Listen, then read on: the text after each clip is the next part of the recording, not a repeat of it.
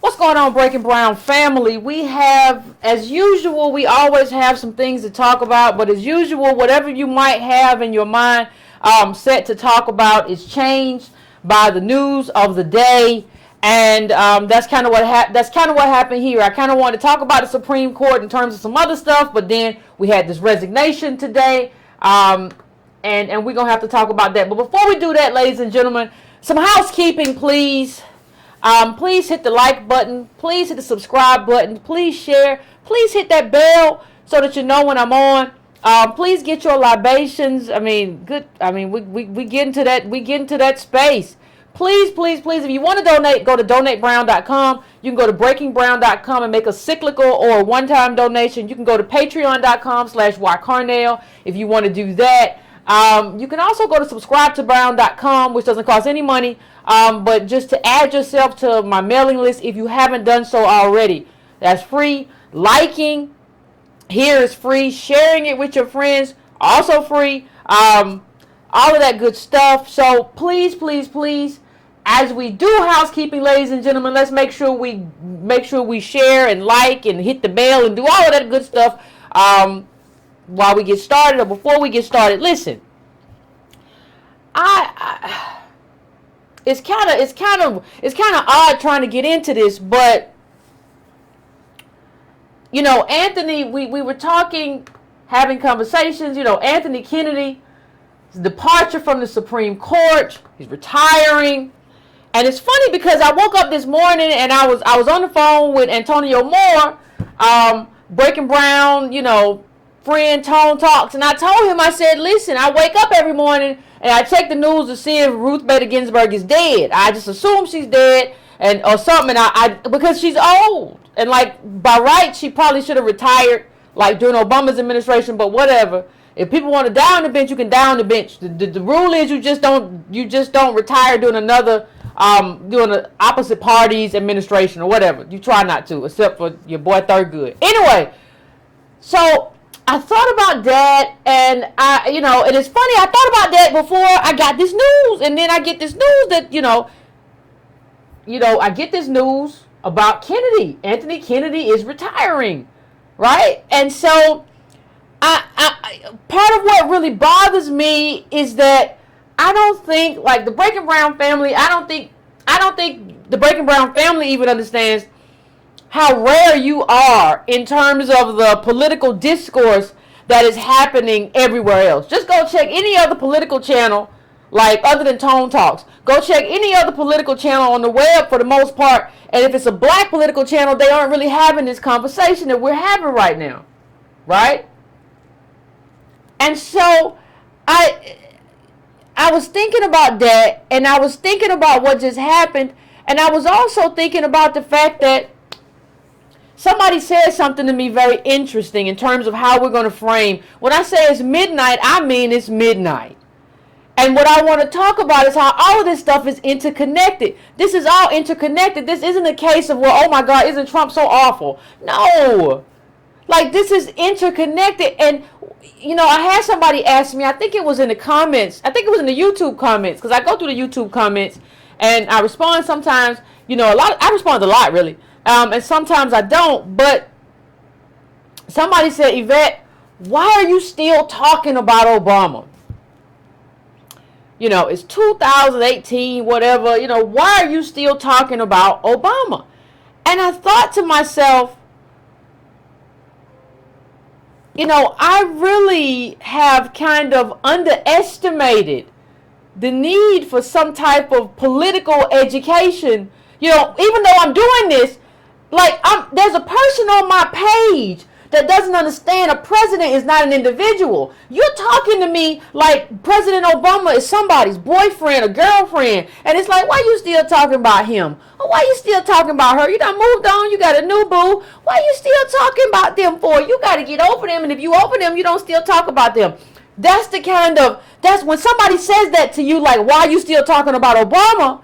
That's what it is. That's what it is. There's nothing other. That's the only explanation for why you would say that to me. You view him as an individual. But you don't understand that a president is a set of policies and ideologies that live on after they're gone, we're still talking about the quote unquote founding fathers. You're always going to be still talking about somebody, because a president is more than a person. They ran the executive branch of government. That's an institution. That person is in the annals of history, not because of who they are, but because of what they supported, and maybe if they did enough, the kind of legacy that they had. So first of all, let's just all disabuse ourselves of the idea that you cannot or should not talk about Obama, because talking about Obama, he's finished, he's out of office. That you're just showing us, when you say stuff like that, you're just putting your ignorance on display by treating him as an individual who has left the White House, as opposed to a set of policies and agenda, or lack of an agenda, that lives on. You have to understand how many times Barack Obama talked about Ronald Reagan. Every time Barack Obama brought, and that should have been a clue to us. Why does this man who says he's going to be transformational seems to be so caught up in Reagan? But you have to understand. What you have to understand is that nobody said, why you got to keep bringing up Reagan? Reagan was 1980 to 88. Why you keep bringing him up? We in 2008. Nobody does that. And sensible people don't do that. That's not how you operate when you talk about policies. And if you're going to talk to me, if you're going to talk to the Breaking Brown family, you have to talk in a way that makes sense. You don't talk about presidents like, oh, he moved out the White House, it's over with. We're still dealing with the Clintons and mass incarceration. We're still dealing with Reagan and all the beginning of the gutting of the welfare. We're still dealing with Nixon and the drug war, and him, him devising a plan, for black business to take the place of government. We're still dealing with all of this. So we still talk about all of this. That's what's supposed to happen. So I just want to get that out of the way. And I want to, so that there will always be some nincompoop who will still come and be like, I don't understand. So what we're looking at right now, and I'm just going to put this up for those who, may have just gotten home from work or whatever. America after Anthony Kennedy. And that's what we're dealing with right now. And we have to try to figure out what this is going to look like and what it's going to be and how we're going to react to it. Right?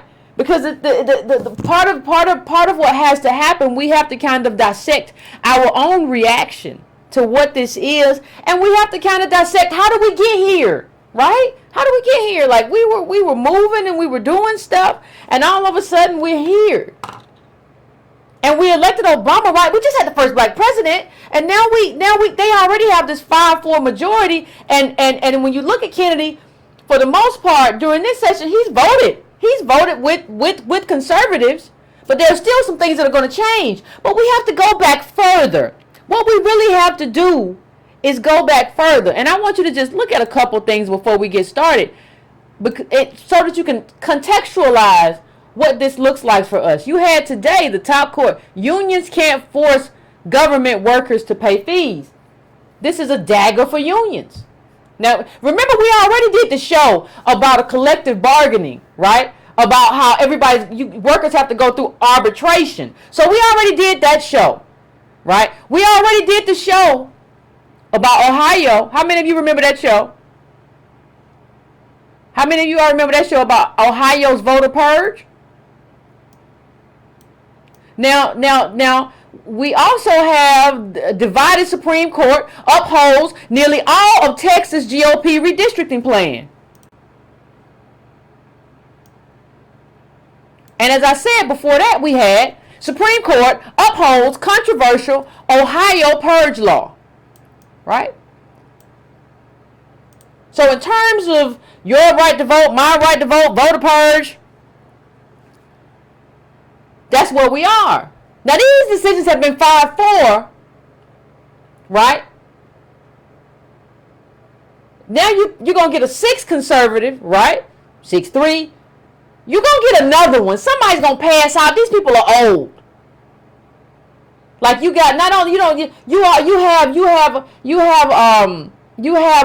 Breyer, who's also older. You even have Clarence Thomas. He's a black man. Black men don't tend to go too far, all the stuff you experienced while you're young, all the stresses and everything of being black in America, Trump could very soon put in place a 7-2 court. Now I want you to understand that, because I'm going to go down a hole and come back out. So I want you to hold on to the bag I told you to hold on to, because when I come out, I'm going to need the stuff that's in that bag. So hold on, you're going to need that to understand what I got to say. But I just wanted to contextualize that for you as we go on, in terms of the damage that this court has done. Just being 5-4. And another thing you have to understand, because there's a chance, just a chance, that the court, that we don't know which way Justice Kennedy is going, this is what happens. And this is from the SCOTUS blog. Justice Kennedy was the obstacle to moving further to the right on issues like abortion and affirmative action. But just as important, the fact that his vote wasn't certain dissuaded conservative interest groups and justices from taking up a host of big issues. That all changes. What they're telling you is that, listen, they didn't go all the way there. Because he was there. So Kennedy was there. So you don't even know if you want to take the fight all the way there. Right? Because what if I get there and he says no? So I done wasted my time. I might as well just wait on a different court. See, we don't even think about the fact that people be sitting around waiting on different courts. And you got Ginsburg up there, she real old. You got Breyer old. Ain't no Breyer. It's a lot of people on that court right now that ain't spring chickens. But even with Kennedy, what you had was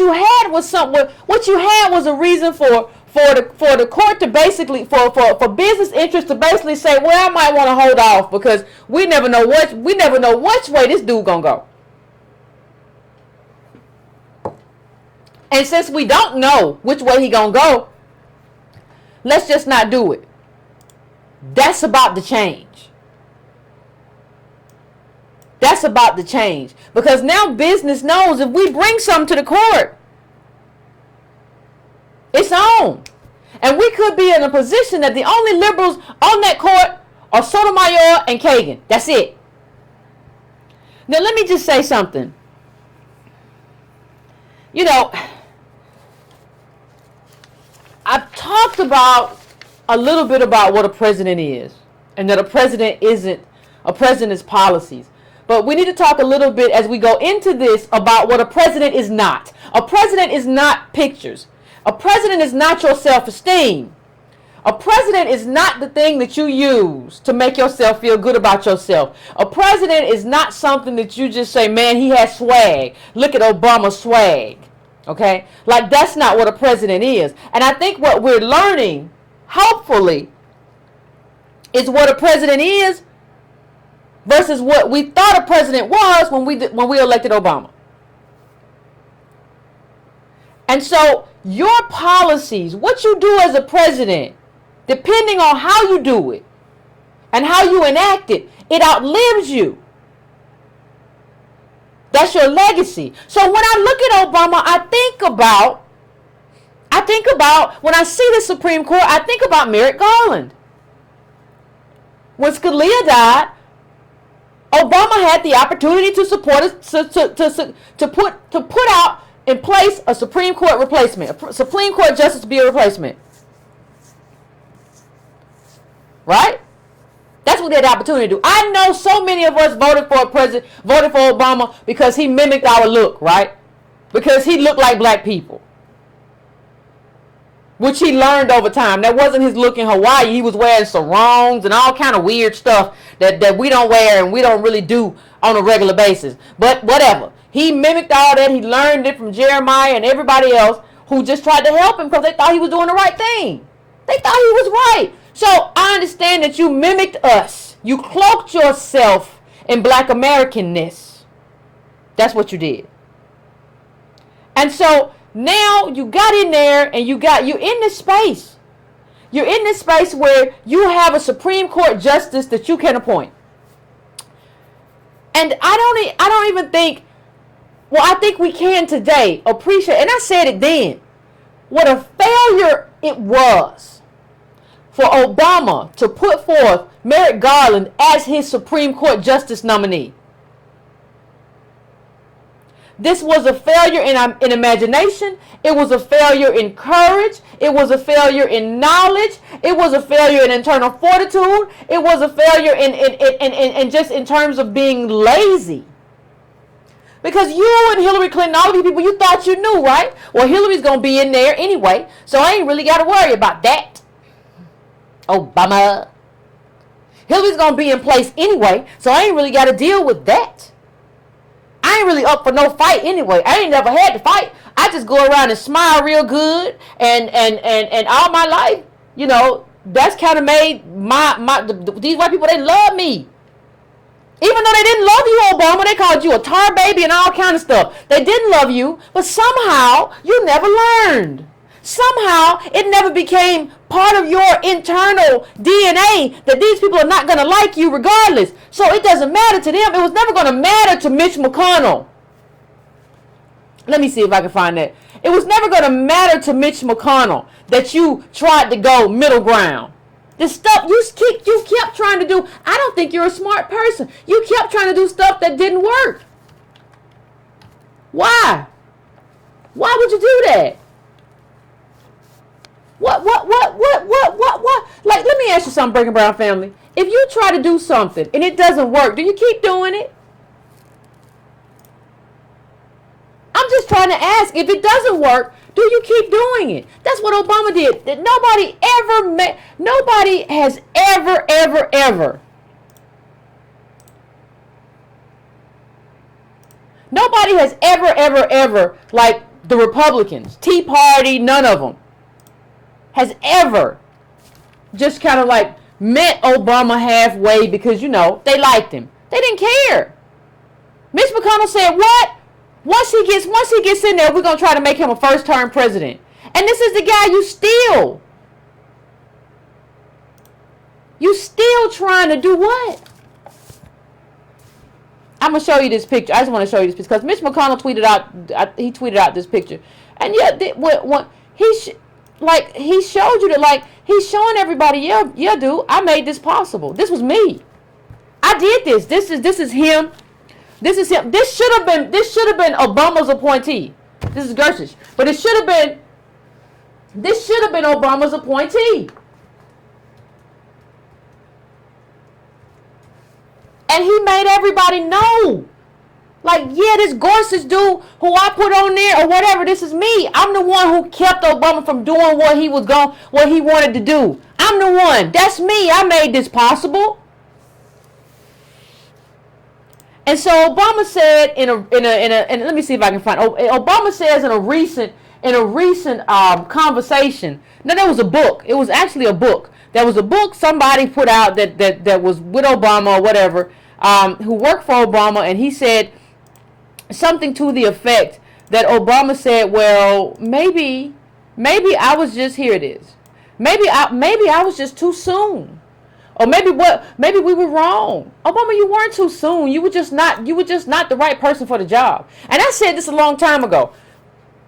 Politico quoted me actually years ago when wasn't nobody quoting me.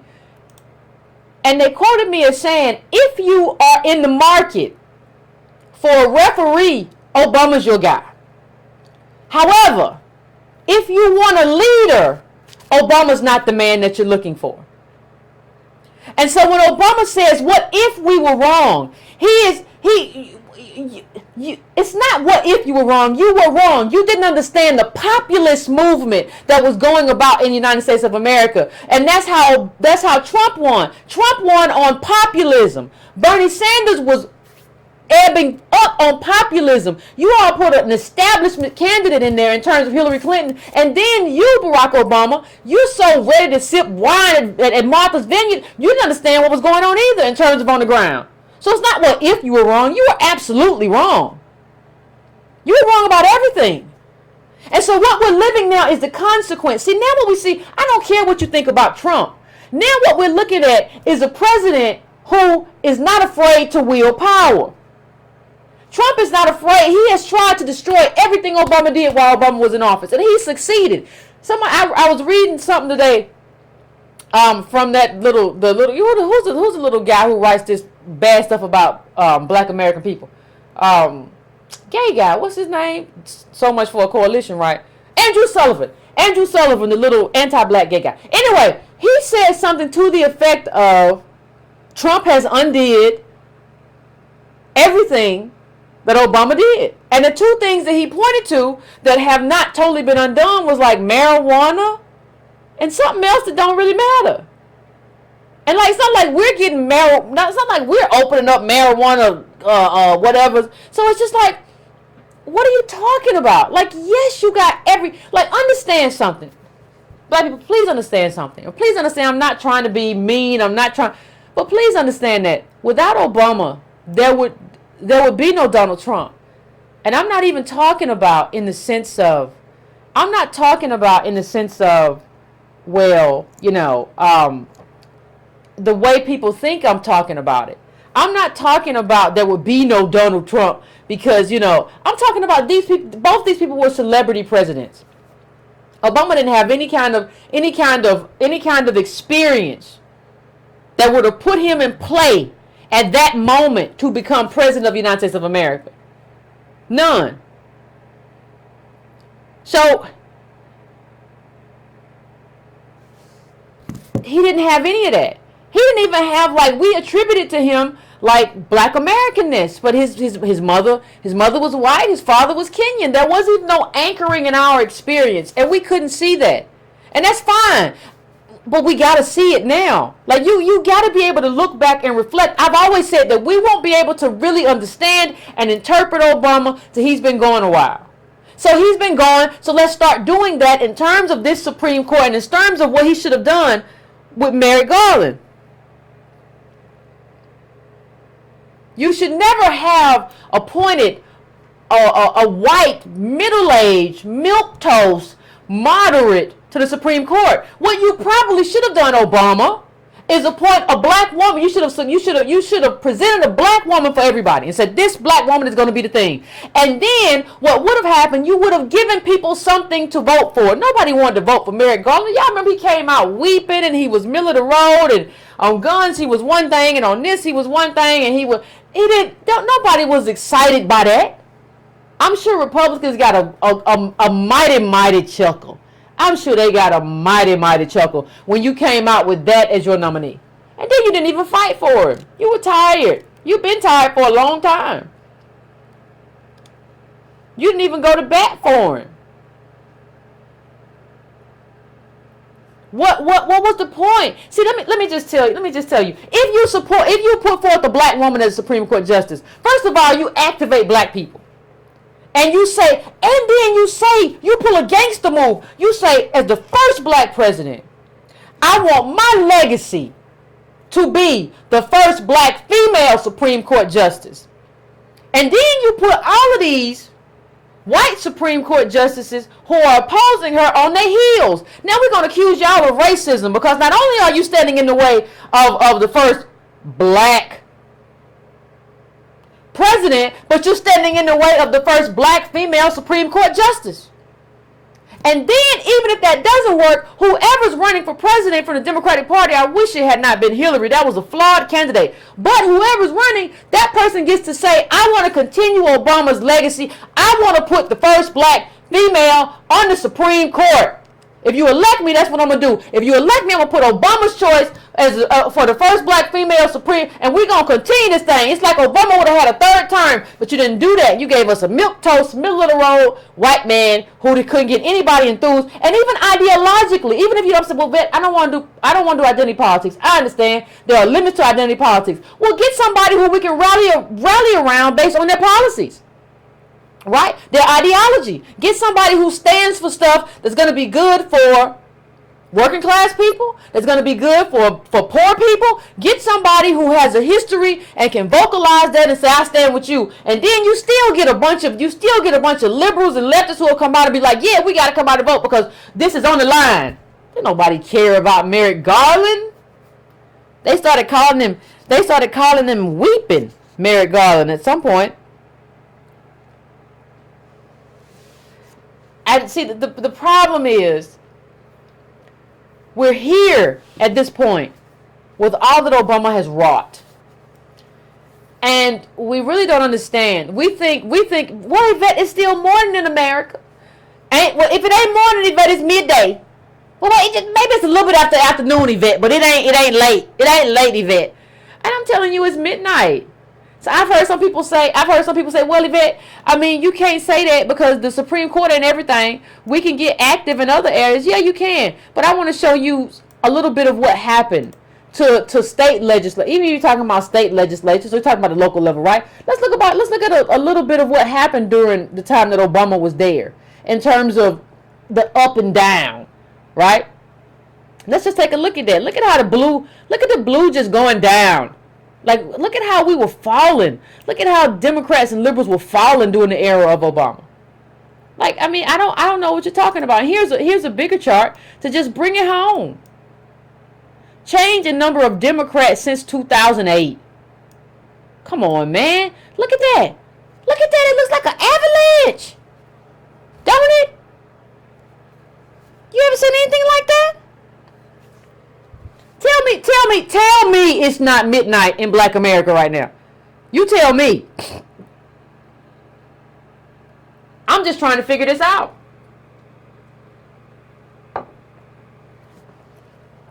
Obama wasn't out there. There are so many ways that Obama didn't support local leaders. First of all, he didn't give anybody, even Democrats, any kind of coattails, even in Congress.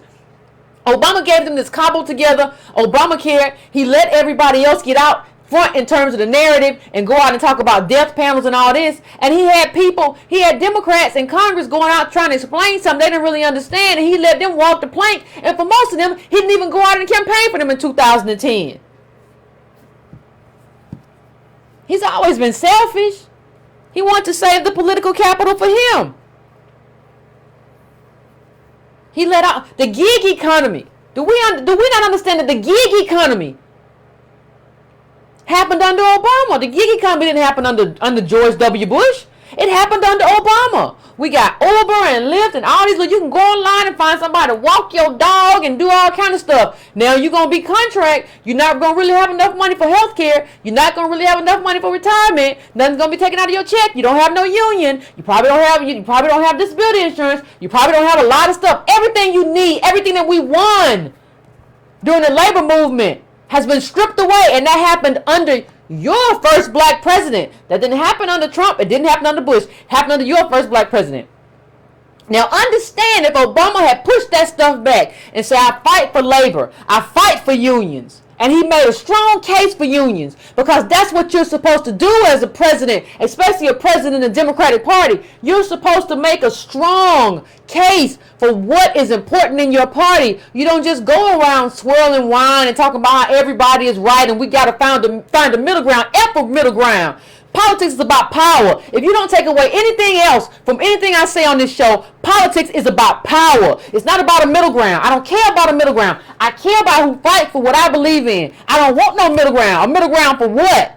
You think Trump out here looking for a middle ground? But people say, oh no, well, Yvette, Trump, he's a fascist. I don't know. All I know is that he's winning. Trump is winning. People say, well, he hasn't, I love the champagne liberals who say, like, Yvette, he hasn't gotten the wall. He hasn't gotten the wall. Listen, during the era of Trump,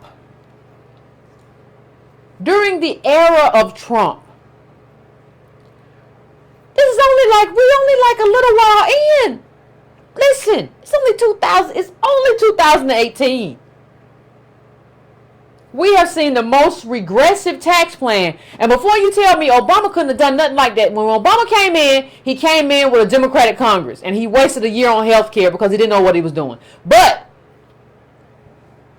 you have the most regressive tax plan.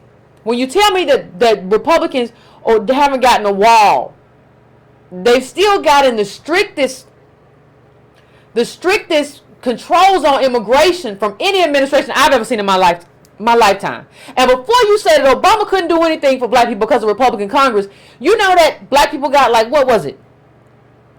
We got 1% of SBA loans under Obama. We got over 3% during George W. Bush's administration. That's something that was totally under his control. Totally under Obama's control. Totally under his foresight. Prosecuting banks that mistreated us. Mistreated black people. Totally under his foresight. He didn't need no help from nobody to do that. None. None whatsoever. And he didn't do it. The midnight in America that we're talking about was wrought because not just because of what was done when you talk about Republicans, but because of what wasn't done by the man that you call your first black president. And so we have to own that. I don't know how we move forward and even discuss this Supreme Court and what it means without understanding that. I don't even know how. Like, I mean, everything that we look at, and that was one of the best books, because I like to read, because the best books about presidents come out after the presidents are, after they're done. And one of the best books to come out was this book right here. Let me just put the book up first. This Rising Star book. If you haven't picked up that book, add that book to your Breaking Brown reading list. Rising Star. The making of Barack Obama. But this article about it about him just kind of makes it clear in terms of who Obama was and what he stood for, or should I say kind of like what he didn't stand for. Everything that Obama didn't stand for. And let me just read this. This is from the book. It's in the article, but it's from the book. Dozens of former Obama associates interviewed by Garrow report having been impressed, even blown away by the future president, like the rest of us, right? Isn't that black America just blown away? But many others were put off by Obama's sense of superiority and arrogance. Okay? Full of himself by recollection of one Harvard classmate and by his often lecturing professional know-it-all presentation and by his transparent hyper-ambition.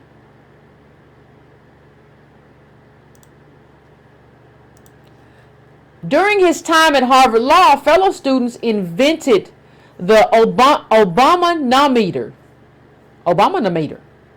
A numerical measure of how long Obama would spend taking up class time with long-winded dialogue with the professor, often while claiming to speak on behalf of fellow students. What they're just telling you is that, like, he's always been this arrogant guy who thinks he knows stuff. And this has always been sort of an exercise in narcissism. And so there was no push. You can't get a push from somebody like that. You can't have that kind of expectation from somebody who's a member of this kind of insulated elite group. It's not going to happen. And so now we're still stuck in this phase. Like understand when I talk about midnight in America, understand I'm talking about affirmative action. When you look at if you want to know where the charts I just put up, they came from this article from the Washington Post. The Fix, the dissemination of the Democratic Party visualized, under Obama. So if you want to know where that came from, you can check that out. You can check that out here. But one thing that I want to say, or that I want to put up, that when we talk about the Supreme Court, when we talk about what's going to happen with this Supreme Court, let me put this up again for you. And this was a decent article at Vox, which spoke about what could be the repercussions. And it said, overturn Roe v. Wade, and people were like, well, whatever, okay. Some people. And then reject challenges to capital punishment and solitary confinement, rule in favor of religious challenges to anti-discrimination law, and perhaps in an extreme case, reverse some Supreme Court rulings on gay rights. But here comes a real big one, ladies and gentlemen. Bar government action from engaging in explicit race-based affirmative action. Understand that what you could be looking at right now, and this is why I say midnight in Black America, is a reversal of affirmative action. No, we're not doing that. That race-based stuff, no, we're not doing it no more. No. Nope. No, thank you. Not interested. Not gonna happen. Not gonna happen. And even now, like you see Democrats, when we talk about all that stuff, when we talk about all the implications there, Before this resignation, what were we talking about in terms of, what was the Democrats talking about? They were talking about a porn star, Stormy Daniels, Russians. What else? I mean, they would tell me. I want you to show me where Democrats have been pushing for policies that benefit you in your life. I ain't seen them for me. Tell me where you've seen that at. This is a failure of an entire party. And we had a shot. Like, you see that shot. Like, when I look at stuff, I see that shot. I see where Obama could have took a shot and set the stage and made the case in terms of being an orator for why Democratic policies were good for America, for working Americans and poor Americans. He could have done that. He didn't want to take that shot.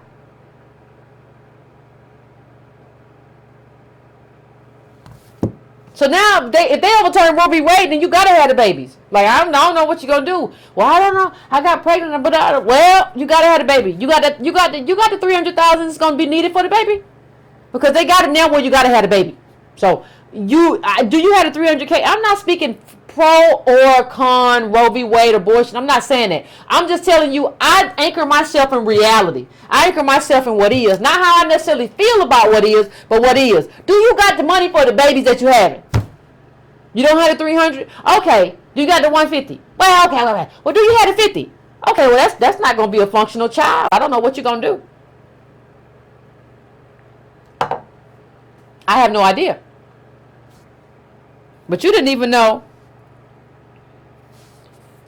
You didn't even know this was coming. How do you not know this is coming? I swear, only the Breaking Brown family knows like exactly what this means.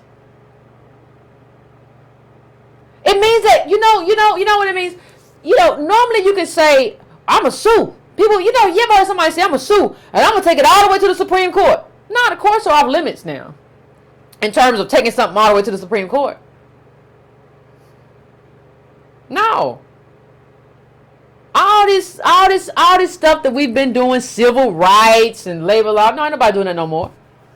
But we haven't even been paying attention because we've had do-for-selfers tell us we don't need government no way. You don't need government. You don't need no government to do what you got to do. You can just take a class, or you can just invest in this fund, or you don't need no government. Stop begging. Why don't you stop begging, Yvette? Why don't you stop begging the white man? Well, this is the consequence. This is the consequence of not understanding that your government is not a white man, but it's the thing that you pay. It's the institution that you pay taxes to, and there's supposed to be an exchange. This is the consequence of not understanding that government is and has always been an exchange between the people we elect to represent us and the citizenry. This is the consequence of the ignorance that is like a cancer in our community. Now, what do you do when you cannot access the courts? Well, I already showed you that we're not doing a good job of accessing state and local legislatures and governorships. So what do you do when you can't access the courts? It's kind of like, you know what it's kind of like? It's kind of like having stage 3 cancer, and then you go to the hospital, they say, oh, I'm sorry, you don't have access to the chemo ward. Do you need some antibiotic? We got some antibiotic, you need some stitches? We got some stitches. If you want some stitches, we got some stitches. Do you want to go to the trauma ward? Like the place where if you get shot or you're going to accident, I told you the chemo ward is shut. Like the last thing you need if you're in a serious predicament, and we're in a serious predicament, the last thing you need if you're in a serious predicament is to have something shut off from you. You need everything. I need everything you got. If I got a disease or something, I need everything you got. I need everything in this hospital. And I certainly need the chemo ward, because guess what? They told me the chemo ward helps with cancer. They told me it could possibly cure cancer. And I ain't in stage 4 yet. But I ain't got a long time. I don't have a long time. I don't have long. I'm not stage 1. I'm stage 3. I need access now. Oh, I'm sorry. Maybe you could come back in like 3 years and we'll have everything straight. Understand that this Supreme Court could be this way for the next 50 years.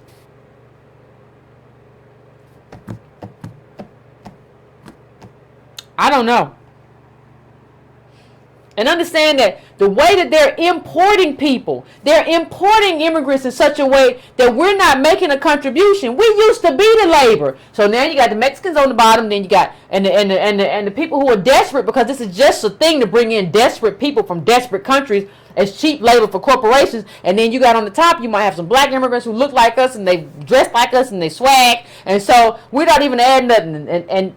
But we got cancer, and the government, it's almost like you have cancer, and this thing gave you cancer is the same thing that's shutting the door to the chemo. So wait a minute, you gave me disease, and then like I can't get, what? You want me to wait? But like waiting means like I might not make it. Well, I'm just telling you it's closed. All right. Okay. Obama's presidency is gone. It didn't mean anything. Such a useless waste of time. A conciliatory black man who just went about trying to, ingratiate himself to like the Senate or whatever. I mean, honestly, I'm sure that people look at Obama now and Republicans and billionaires and just like he was a joke. Like I'm sure they make jokes about Obama now. He was such a joke. What he was doing. He was just flailing and spinning and we could just tell him anything and he believed it, and we said we're gonna try to work with you and he believed. And did you believe he let all them people from Wall Street off after all that, and the black people? Can you believe that? This dude is crazy. I mean, I'm sure Obama is jokes for people who know. Listen, sometimes, it's funny. I was talking about this on the phone with somebody, and I was saying that like sometimes you gotta like you always hear like you gotta take your shot, but being president is more than just having a shot. Being president is like it. Like honestly, if I was president, the thing that people will have to make sure that I did was sleep. Cause how can I sleep? Like there's so much to do, and like I only got 4 years, maybe 8 to do it. Like there's so much to do on the state level in terms of helping people. There's so much to do on the national level. There's so much to do in terms of labor, in terms of civil rights, in terms of protecting this stuff and entrenching it for generations. There's so much to do. How do you just be kind of over there and like, well, I'm chilling? Well, you're chilling because you're not one of us. You didn't have a mama who was a maid and all this stuff. You didn't go through that. So you don't really know what I know. You didn't really experience what I experienced. You're not from the group that I'm from. Right? Before you married Michelle, you had only dated white women. So I get it. You don't understand what needed to be done. And you didn't understand that it wasn't about you. You don't understand, Barack Obama, that once you got to that level, it wasn't about you no more. It's about everybody that you represent. Once you get there, it's about the people that put you here.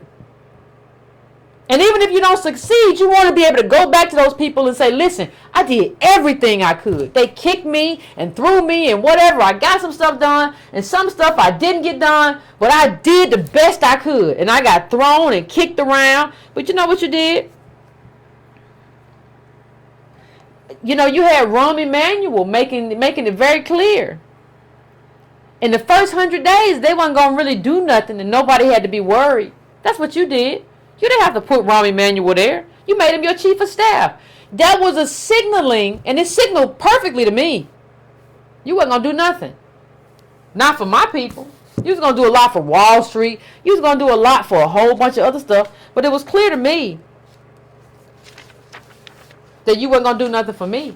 And so what we're living through, too, in terms of Trump's election is that it's a backlash, right? People are like, well, it's a backlash against Obama. Partly, I believe that's true. But, like, when you have to live through a backlash, it's supposed to be for something. We got all this stuff when Obama was in office, and so, yeah, we have to deal with a bit of a backlash by some racists who don't like it or whatever. And now I'm not saying everybody who voted for Trump was racist. I don't believe that. But I'm saying, like, you have to deal with that contingency. This is America. So, but we have to deal with the backlash, but we didn't get anything for it. And Obama's out here living his best life. Obama is out here living his best life with the billionaires that he always wanted to be with. I don't think you understand. I don't think anybody really understands how awful that is. That he's out here living his life, having a wonderful time, and he didn't do anything for us. And he's using it just to write books and do Netflix stuff. And like, it's nothing for us though. And let me just read this last bit. I'll go to the phones in a bit, but let me just read this last bit. It says, with Kennedy gone, the court's decision on issues where he's a down-the-line conservative, like campaign finance reform and corruption. No, like campaign finance and corruption. Most business regulation and voting cases, gun rights, religious liberty, etc., likely won't change. So they're telling you what won't change, right? There's already a 5-4 conservative majority on those. So conservative rulings like the ones Kennedy wrote or joined in D.C. versus Heller, Citizens United, or Hobby Lobby will continue, right? What will change are rulings on issues where Kennedy has helped maintain a shaky 5-4 center-left consensus because of the court's long-standing principle of stare decisis, which means which means let it stand. It means something in Latin like let it stand, like you honor precedent. Or obeying past precedent, barring a compelling reason not to do so. Some liberal court achievements are likely to stay, but a court without Kennedy is likely to, and that's what we talk about. We start talking about everything from abortion to affirmative action, like I just told you. Like, I don't think people understand, and understand that Obama is doing this now. I mean, Trump is doing this now. Understand that, like, this is 2018. And he's been killing it. This is what, black people, let me tell you something. You can not like Trump. That's fine. I got a slew of my own criticisms. But this is what power looks like. This is what leadership looks like. You ain't supposed to care. You ain't supposed to try to get to the middle. You ain't supposed to do none of that. You're supposed to try to win. Period. I'm here to win. I'm here to win. That's why I was brought here. I wasn't here to smile for you. I am not your clown. I am not your court jester. I'm not here to smile for you. I'm here to win. And y'all was talking about how Obama couldn't do anything and all this stuff. And this Trump done came in there and been running the tables.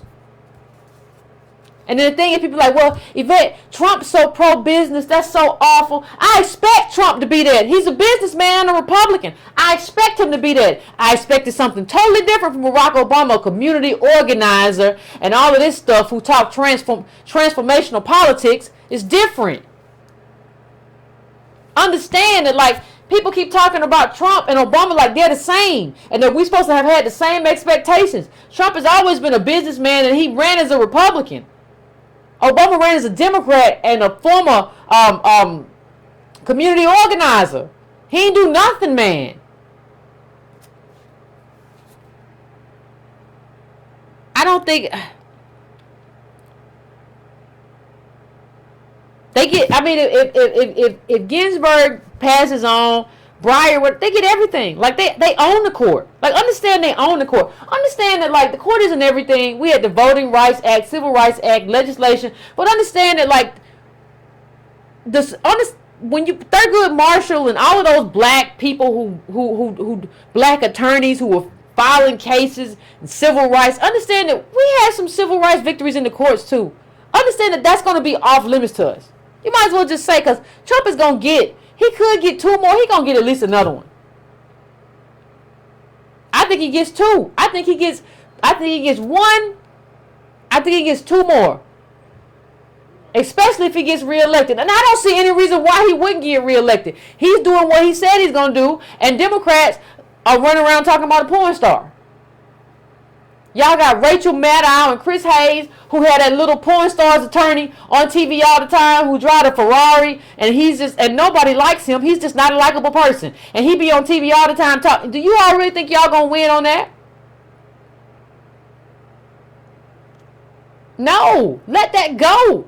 Nobody cares. And you have to show people, Democrats, what you're going to do to benefit poor people and working people in their everyday lives. I don't want to hear no more about all this Russia. I don't want to hear no more about Mueller. You give me a 3-minute segment on that just to update me, and that's fine. But I don't want to hear about that in terms of that trying to be something you run on. And you better not come here and try to give me Hillary Clinton again by just saying, well, she got cheated. We're going to go for it one more time. This is a populist era. People want to know what you're going to do for them and how you're going to do it. This is where we are. Jeez. So anyway, I'm going to go to the phones really quick. Give me 3 minutes to set it up, and then I'll be back and we'll have the conversation.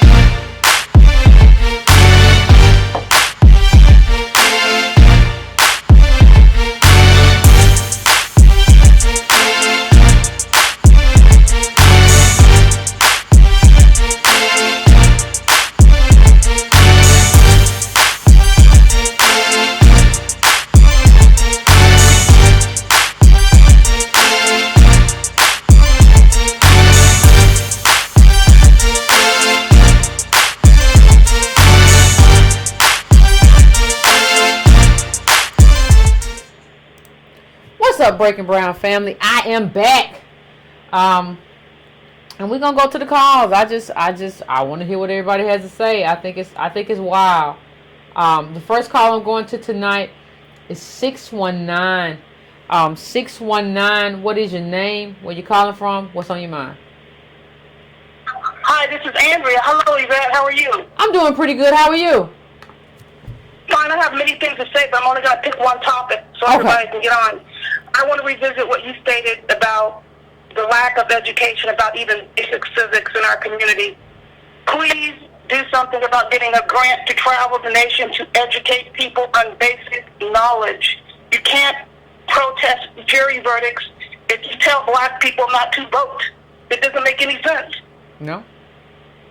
People aren't making the connection. We're so far behind. Please consider it seriously. If you ever need any help writing a grant, let me know. Okay. I'll donate my time. This is so out of control. No, I agree. And one of the things that I always tell people, when people ask me for, well, why should I register to vote if there's nothing in it for me? I always tell people, one of the things I tell people first is jury duty. Like, you have a lot of people say that verdict wasn't right, but the question that you have to ask yourself is, are you registered to vote, so they can send you that jury duty? And I have too many. I really got into it with a friend of mine like 3 years ago, and he was trying to get out of jury duty, and I said, you're a black man, and like at that time he wasn't working. I was like, what do you have to do other than be on the jury? Like, you'll get here and you'll talk all this tough talk about how black people get treated, but you don't want to be on the jury. Yes, and the judges too. The judges are elected. Judges are elected and appointed. But honestly, I don't want to insult my people, but people out there would be surprised. You wouldn't be surprised how many of our people are completely and totally unaware of that. And all they're doing now is they're just, if you want to vote for Trump, you can vote for Trump. I'm not going to give an opinion. But the people who swear they don't want him in office, he's going to be reelected again. Yeah. That's exactly. I got so many other things that I won't keep you long because I know other people will be waiting to get on. I surely will be calling back to talk about the immigration issue. Okay, look forward to it. You have a nice evening. You too. I appreciate it. Thank you. I appreciate it. I appreciate it. Yeah. You just have to I don't ever get picked for a jury. I got picked for one jury, but I think the person was charged with assault and they took a plea deal or whatever. But I always show up. I always show up for jury duty. It's my honor because I don't know what kind of case I'm gonna be on or who I can help or help assess. And people don't think right. You gotta help people think through stuff. Like I don't understand how people can talk all this stuff and then be like, well, I don't want to be on no jury. If there's any reason, even if you're on the fence about whether or not voting matters, I think voting matters more now than it ever did. In terms of we have all this gerrymandering and all this stuff. I'm not saying, I think if you're looking for one reason though, it has to be jury duty. It has to be jury duty. That's the pool from which, a lot of states select. You just got to be in the room. You got to be in the room. So I'm going to my next caller. It's 609. 609, what is your name and where you calling from? What's on your mind? Hey, Miss Yvette, this is Mike from Jersey. Okay, what's going on? Yeah, I have an article from the New York Times from August 17th, 2012, titled Obama Lags on Judicial Picks, Limiting His Mark on Courts. I ain't going to read the whole thing. I'm just going to read the parts that's relevant. Go ahead. Second paragraph. Mr. Obama's record stems in part from a decision at the start of his presidency to make judicial nominations a lower political priority, according to documents and interviews with more than a dozen current and former administration officials and with court watchers from across the political spectrum. Senate Republicans also played a role ratcheting up partisan warfare, blah, blah, blah, but a good portion of Mr. Obama's judicial record stems from a deliberate strategy. Mr. Obama moved more slowly and sought relatively moderate jurors who he hoped would not provoke culture wars that distracted attention from his ambitious legislative agenda. Then his first White House counsel, Gregory B. Craig, he said, the White House in that first year did not want to nominate candidates who would generate rancorous disputes over social issues that would further polarize the Senate. We were looking for mainstream, non-controversial candidates to nominate. So he never wanted to appoint judges to begin with. And this is just the lower courts. And you see Trump has already built up dozens of these seats already. Yeah. So for all these people saying that, the GOP, the Republicans was blocking them, that's bullshit. He never wanted to do it from the beginning. He never wanted to make waves. He never wanted to, he doesn't like to be, I cannot express this enough, caller. You cannot lead a party, you cannot lead a country, you cannot lead a group, you cannot lead 10 people if you are averse to controversy. if you are averse to controversy, if you are averse to like any kind of a contentious interaction, if you are averse, you cannot be conflict averse and be a leader. Be a leader is about how you manage conflicts and how you win when you have conflicts with other groups who disagree with you. It's about winning. You don't win by coming in and say, I don't really want to make nobody mad. I'm gonna try to get my stuff done by like, we get in a room and we talk nice. That's not what it means to be a leader. Everybody's seeing what power is. You don't have to like Trump. I'm just telling you to take Trump out of it and just see what's happening in terms of what he's doing versus what Obama was able to do. I'm going to let you finish, Carl. I'm sorry. No, that's pretty much all I wanted to say. This is mainly about his lower courts, but I read another article saying Kagan and Sotomayor, the only reason he picked them because they was corporatists, not because they were liberal or progressive. They're corporate judges. All right. This is from 2012. This is the name of the article is Obama Lags on Judicial Picks Limiting His Mark on Courts. August 12, 2012, by Charlie Savage, New York Times. All right, check it out, everybody. If you have the opportunity, check out that article. Yeah, your boy Obama was nothing. Appreciate it, caller. I think now part of what we're dealing with is the truism that he was nothing. If we split 7-2. And Breyer and Ginsburg retired. They over 80 years old. Understand that. Conservatives will be able to win every decision, even if even regardless.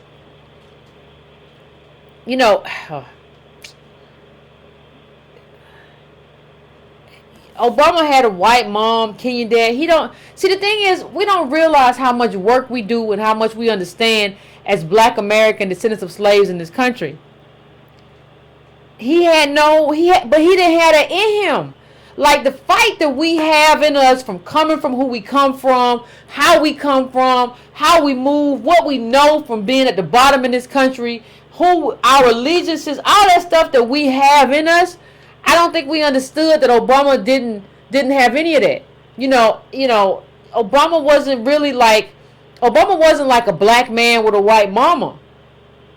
Obama wasn't a black man with a white mama. Like Obama was like a white man with a black daddy. And that's what we have to wrap our heads around. We assumed it was one way, but it was another way. Maybe you could have made that case if both parents, if he had a black DOS parent, but he didn't. He wasn't anchored in anything we were anchored in. He wasn't moved in it. But he learned how to mimic it. That's all he learned how to do, and that was enough for us. That was enough for your boy Tom Joyner, right? Who got Tavis Smiley removed because he wasn't down, he wasn't down enough with Barack Obama. That was enough for all these black gatekeepers. You got this Kenyan daddy and you got a white mama. You're not us, but we didn't know enough, but we know now. And so the question becomes like, how do we assess Obama now and how do we move going forward? That's the only question available. We have to be honest. It's okay to make a mistake. Like you don't gotta feel bad, but you gotta be honest about the mistake that you made. You can't run around here like a little chicken with your head cut off like you didn't do nothing wrong. All right, I'm going to 347 now. 347. What's your name? Where you calling from, and what's on your mind? Hey Yvette, what's up, sister? This is Ray from New York. What's going on, Ray? Listen, when you talk about these Obama years, Obama was a man who lacked the audacity to have the audacity to wield power. And I think one of the most pivotal moments in his presidency was when at his first State of the Union speech, when that man got up and called him a liar, and he stood up there and tried to act like Mr. Tibbs, that he was too dignified to give a response.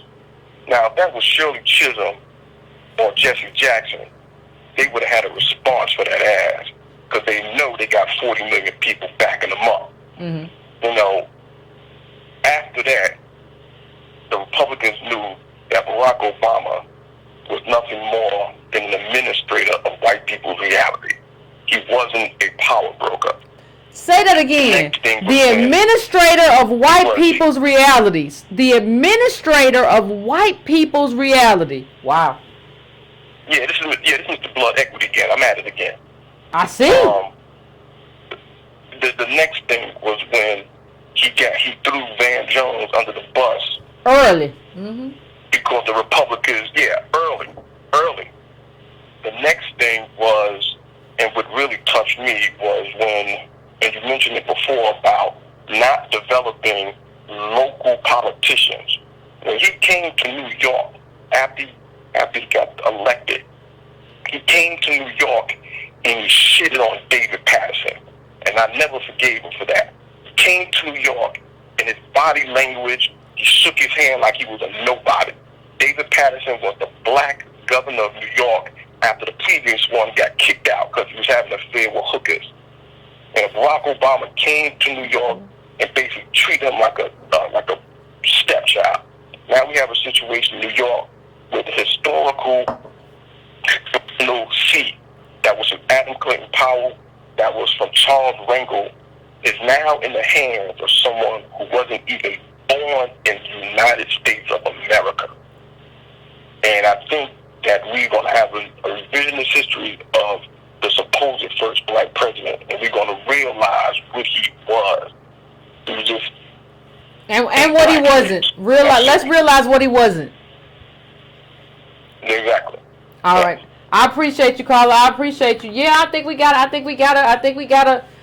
start getting honest. Like I know it's hard, black people. I understand life is difficult, but we gotta start getting honest. Ain't nobody's fault. We were here and we never had nobody in the White House, so I understand how we got caught up. I voted for Obama the first term too. I was like, well, he better than McCain. Let's try. And then I saw that brother's, who I thought was a brother, I saw his inauguration speech, and I said, this is a con. Don't nobody else see this is a con? That was the only reason I started talking about politics online, because I saw it was a con, and I was looking around saying, don't nobody else see that this Negro ain't trying to, nobody? Really? Nobody? Y'all not going to talk about it? Like, okay, all right. So that's the only reason I really started trying to have the conversation in a major way. Right now we're going to 301 coming to you. What's your name? Where you calling from? What's on your mind? Hey, Yvette, how you doing? This is Varley St. Prue, known as better as General North. What's going on? Well, I just want to say thank you much for improving my political education.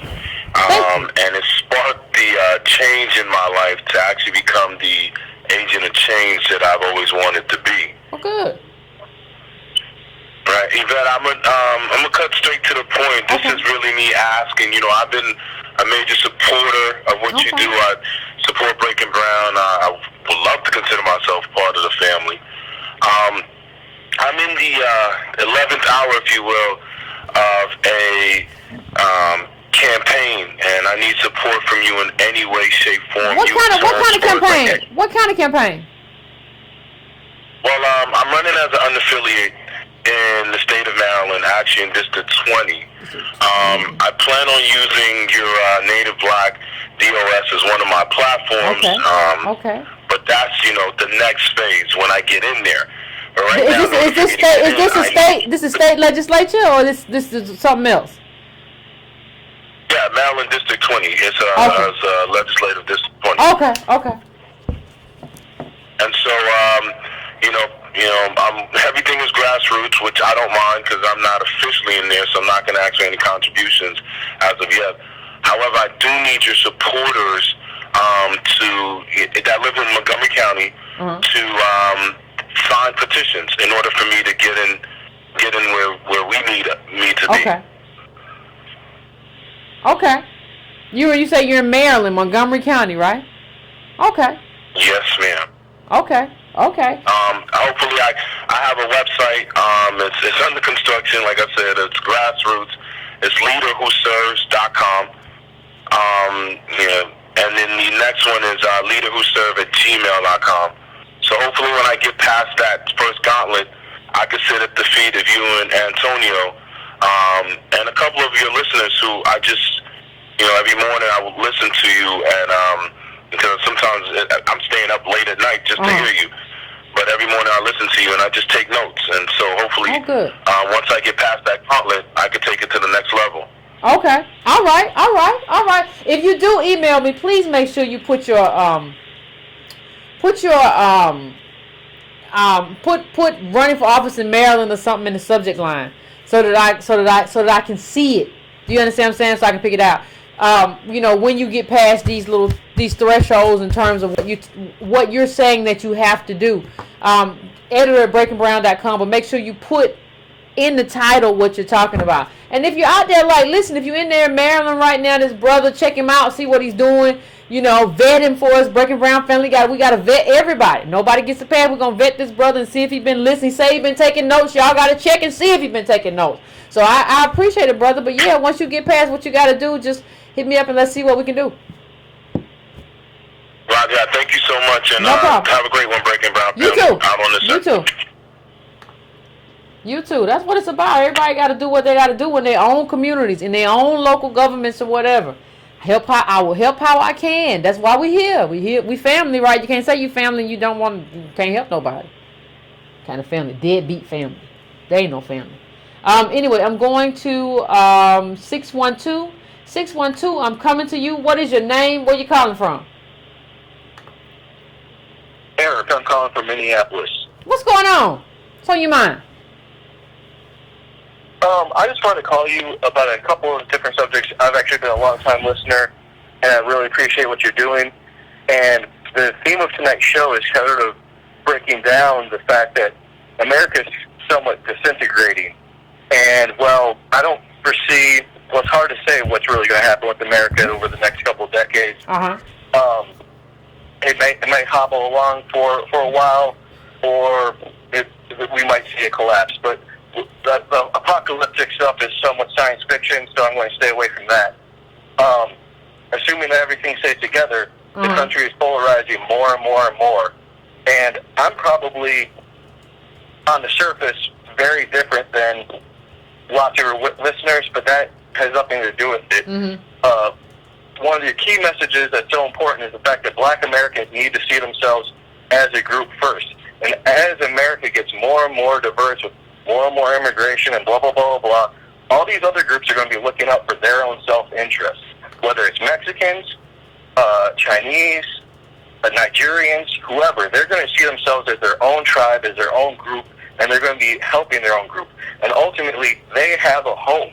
If the science fiction apocalyptic America goes belly up, they still have a place to go. White Americans, Black Americans, Native Americans, or Indigenous Americans, First Nation, we don't have any other place to go. White Americans, I can't go back to Germany. You as a Black American cannot just go back to Africa. We don't have any other homes. And so until Americans start actually seeing ourselves as actual owners of this nation, and actually, I mean, I consider myself a white identitarian, but I am not hold on. You consider yourself a what?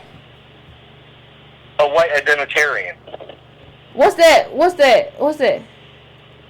I mean, I'm basically, I'm a white racialist. I want the best that's for white Americans. But you want the best? Wait a minute. You want the best for who? I want what's best for white Americans as my own people, but I also want what's best. But the thing about being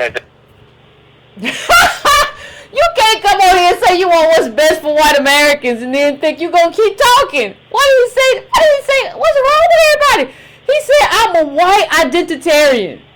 He called in to Breaking Brown. White people, y'all some bold people. He called in to Breaking Brown and said, I'm a white identitarian. And I said, what's that? And he says, I want what's best for white people. But, ain't no but after you say I want what's best for white people. Ain't no but. I want what's best for white people, but I want y'all to have some chicken legs and potato wedges and maybe some, what are you talking about? Oh my God, I feel unwell. I feel unwell all day.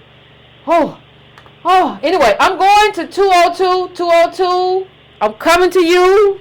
Y'all know who this is. I can't take it. I can't. He said, "Hey, you gonna pick up the phone after that, dude?" Oh my God! Hey, man, I needed that laugh, man. You should have kept that going. I can't. You actually ripped him. I got a real short fuse right now, and I can't. God, I needed that laugh. I'll take a laugh wherever I can get it these days. Hi, everybody. What's going on, Yvette? Alexander, they was talking. They were like, "Where Alexander at? Why he ain't in the queue?" I was like, "I think I just saw him." Oh man, I was dealing with this. At work trying to get home and hear you. So, white identity. I came back, I was yelling at the screen, he's outright. I wanted you to rip him for me. You know, sometimes we need a punching bag of it. I know, but I just couldn't. I just don't have the energy for him to tell me that, because he was going to keep trying to tell me how he wanted what's best for us too. I'm not a two. I'm not your two. I'm your equal. As a matter of fact, in terms of my ancestry, I'm probably better than you. I'm not your equal. You don't get to tell me, well, I want what's best for you too, like you my daddy. I ain't got my daddy, you ain't him. Breaking Brown. He get an A for effort. But anyway, hey man. Oh my God, that was hilarious. I'm sorry, that just took me all off kilter. All right, so. Oh my God, Yvette, what are we gonna do? I don't know. So, your brother called a minute ago. He had a good point about the judges, and I remember I was reading about. I don't know if y'all remember the Indian man who got slammed and paralyzed. I remember. Alabama. Yeah. You remember that event? I remember very well. Slammed and paralyzed down there, and the judge threw out the case. Federal district judge threw out the case, and I remember. Like, man, they got it on tape. You just put white police officers just walked up and slammed them. And the judge, her name is U.S. District Judge Madeline Hughes Hakala. And Yvette, guess who she was appointed by? Who? Barack Obama. Barack Obama. Hey, hold on. It gets better. It gets better. The Puerto Rican fighter, Oscar Lopez Rivera, he killed some good white folk, man. But he got pardoned by guess who? Barack Obama. Because, he was friends with Ron, what's the guy name who invented the play, Hamilton? If you invent a new play, a great play, Obama give you a pardon for that. But he gave Oscar Lopez Rivera a pardon, but guess who he didn't give a pardon? He didn't give Alice Johnson a pardon. He didn't give Jack Johnson a pardon. He didn't give Marcus Garvey a pardon. He didn't give any of those people a pardon. In fact, name me one time an African-American woman has been put up for the Supreme Court. You can't name it. It never happened. Well, Yvette, on Mr. Obama's watch, we tried to get him, fought like hell to get him to consider Leah Ward Sears, the first African-American woman to head a state Supreme Court. She was the Chief Justice of Georgia Supreme Court, but Mr. Obama didn't feel she was qualified, didn't even give her an interview.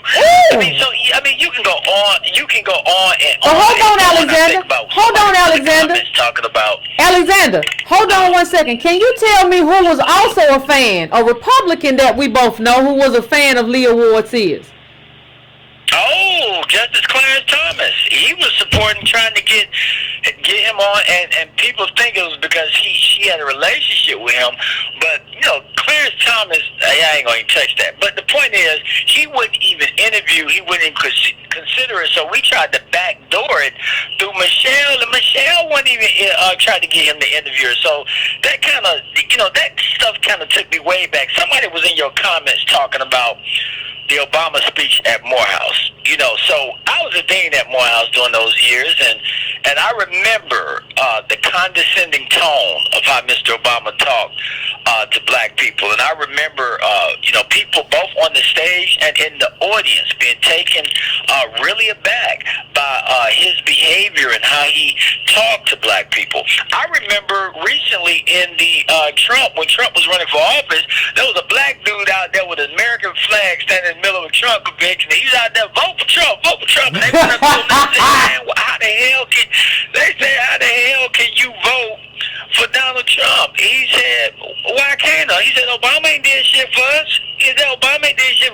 He said they out here killing us. They can't kill Obama, so they killing us. Yvette, you can make an argument that the reason why you seen this uptick in police shootings is because Barack Obama was in office. They couldn't kill him because he got Secret Service. If you think I'm off kilter, consider the fact that when Booker T. Washington, first black man to ever be invited to the White House, when he came back south of the Mason-Dixon line after sitting down with Teddy Roosevelt, every 50 miles, Yvette, they had a black man lynched from a pole to let Booker T. Washington, how dare a nigga set foot in the White House. So when Obama got there, Yvette, what do you think all these killings and these police shootings were about?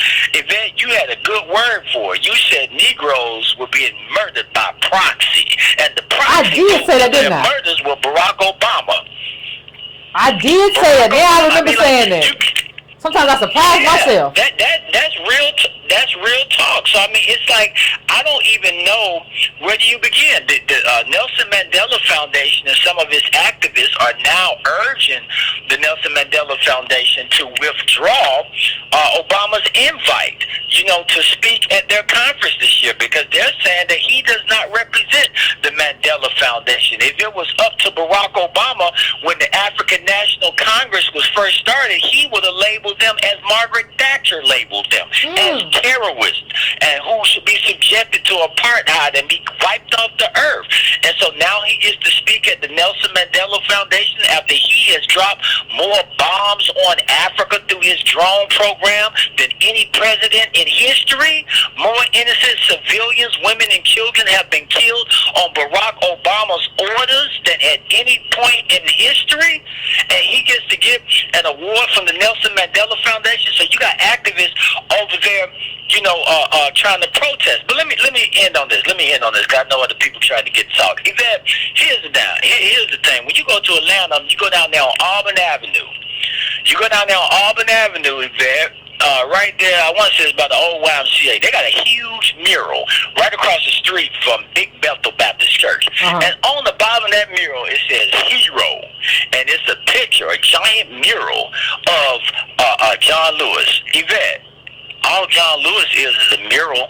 He's a pretty picture on the wall, Yvette. He ain't really done nothing in Congress. If you ask people who work for him, they will say that anytime he got on this floor, it all came down, whether it was domestic policy or foreign policy or climate change, from when he marched from Selma to Montgomery. Now, let me ask you this. Is Barack Obama any different? We love the picture of Barack Obama and a black family living in the White House and stepping off Air Force One. And Yvette, it's a beautiful picture, and it's real pretty. But here's the point. That's all it is, a picture. It is as Obama's presidency is as pretty as a picture and as empty as a frame. Pretty as a picture. Say it again, Alexander. Pretty as a picture and empty as a frame. Everything seeing on Trump's watch is a result of what Barack Obama's inadequacy in leadership. So buckle up, people. Buckle up. It's about to be a nice ride. Thank you, Alexander. As always, Alexander. People be like, what happened? People start itching if Alexander don't call him. People, where he at? I've been looking for him. But as pretty as a picture, as empty as a frame, that was Barack Obama. That was Barack Obama's presidency. And like Alexander said, you better buckle up. You better look alive. You better not be slew-footed. You better not be flat-footed. You better be on your toes, because life's about to get real for all black people. So I don't know what everybody's talking about. And like none of the stuff that we're talking about, the kind of conversation, like I say this all the time, and I think about it, especially after Alexander just called in and dropped all that knowledge for us. Like, Al Sharpton ain't talking on this level. Ain't nobody talking on the level, having the conversations that we're having here amongst each other. Like, what does that tell you about where we are as a community that's been here 400 years and we're not having a conversation on that level? How you have a president, y'all say, well, he black, and he over there dropping bombs on more African countries than any other white president. How you even call him black? Forget whether or not he's black American. How you call him black at all? No, that dude's a white man. with a Kenyan daddy. I don't know what else you want to make of him. I don't know why you trying to do that.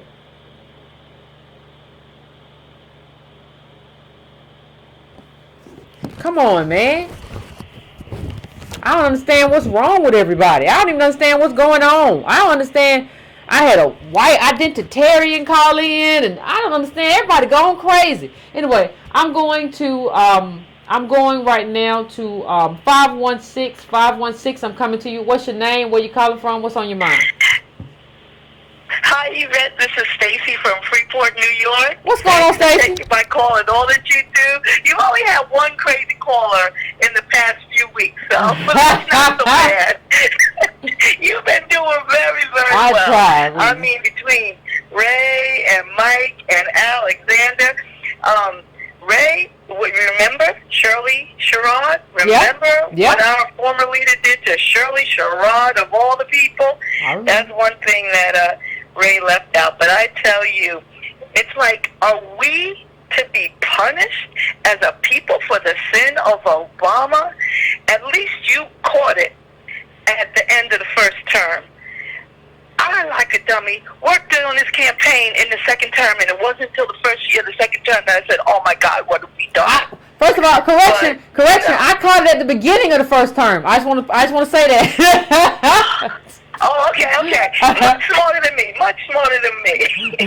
But, our leadership, I'm going to tell you, our leadership is stupid. I don't know what they're doing. But I just want to give you an example of what's going on with us at the local level. We have leadership in, we have a Chamber of Commerce. It's supposed to be a black Chamber of Commerce. And it's supposed to be the biggest one. And we are constantly having a president who's busy attending galas and receiving awards. So I asked our president a question.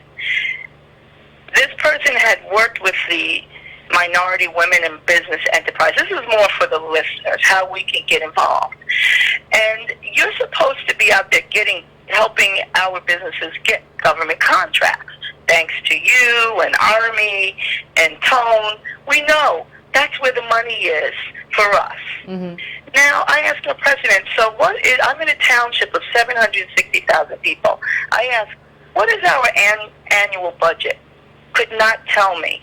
I went online, there's PDF every year that lists the budget. It's 280 pages. But our budget for town of Hempstead in New York is $27 billion. How much of that is going to businesses? Now, that's just a township. That's not the county. That's not the state where these contracts reside. That's not New York City. And we already know Byron Allen and Tone talked about that. Yeah. Billions of dollars, and black businesses got next to nothing. So I would like the Breaking Brown family, wherever you are, your village, your town, your city, go online and look at those budgets, look at those line items. Yeah. And just one more quick thing. We have 760,000 people, and yet our township was only offering between 100 and 150 summer jobs to our youth. This has to stop. These are the things we can advocate for by showing up at the meetings. I showed up and I asked the question, how many jobs would you be offering?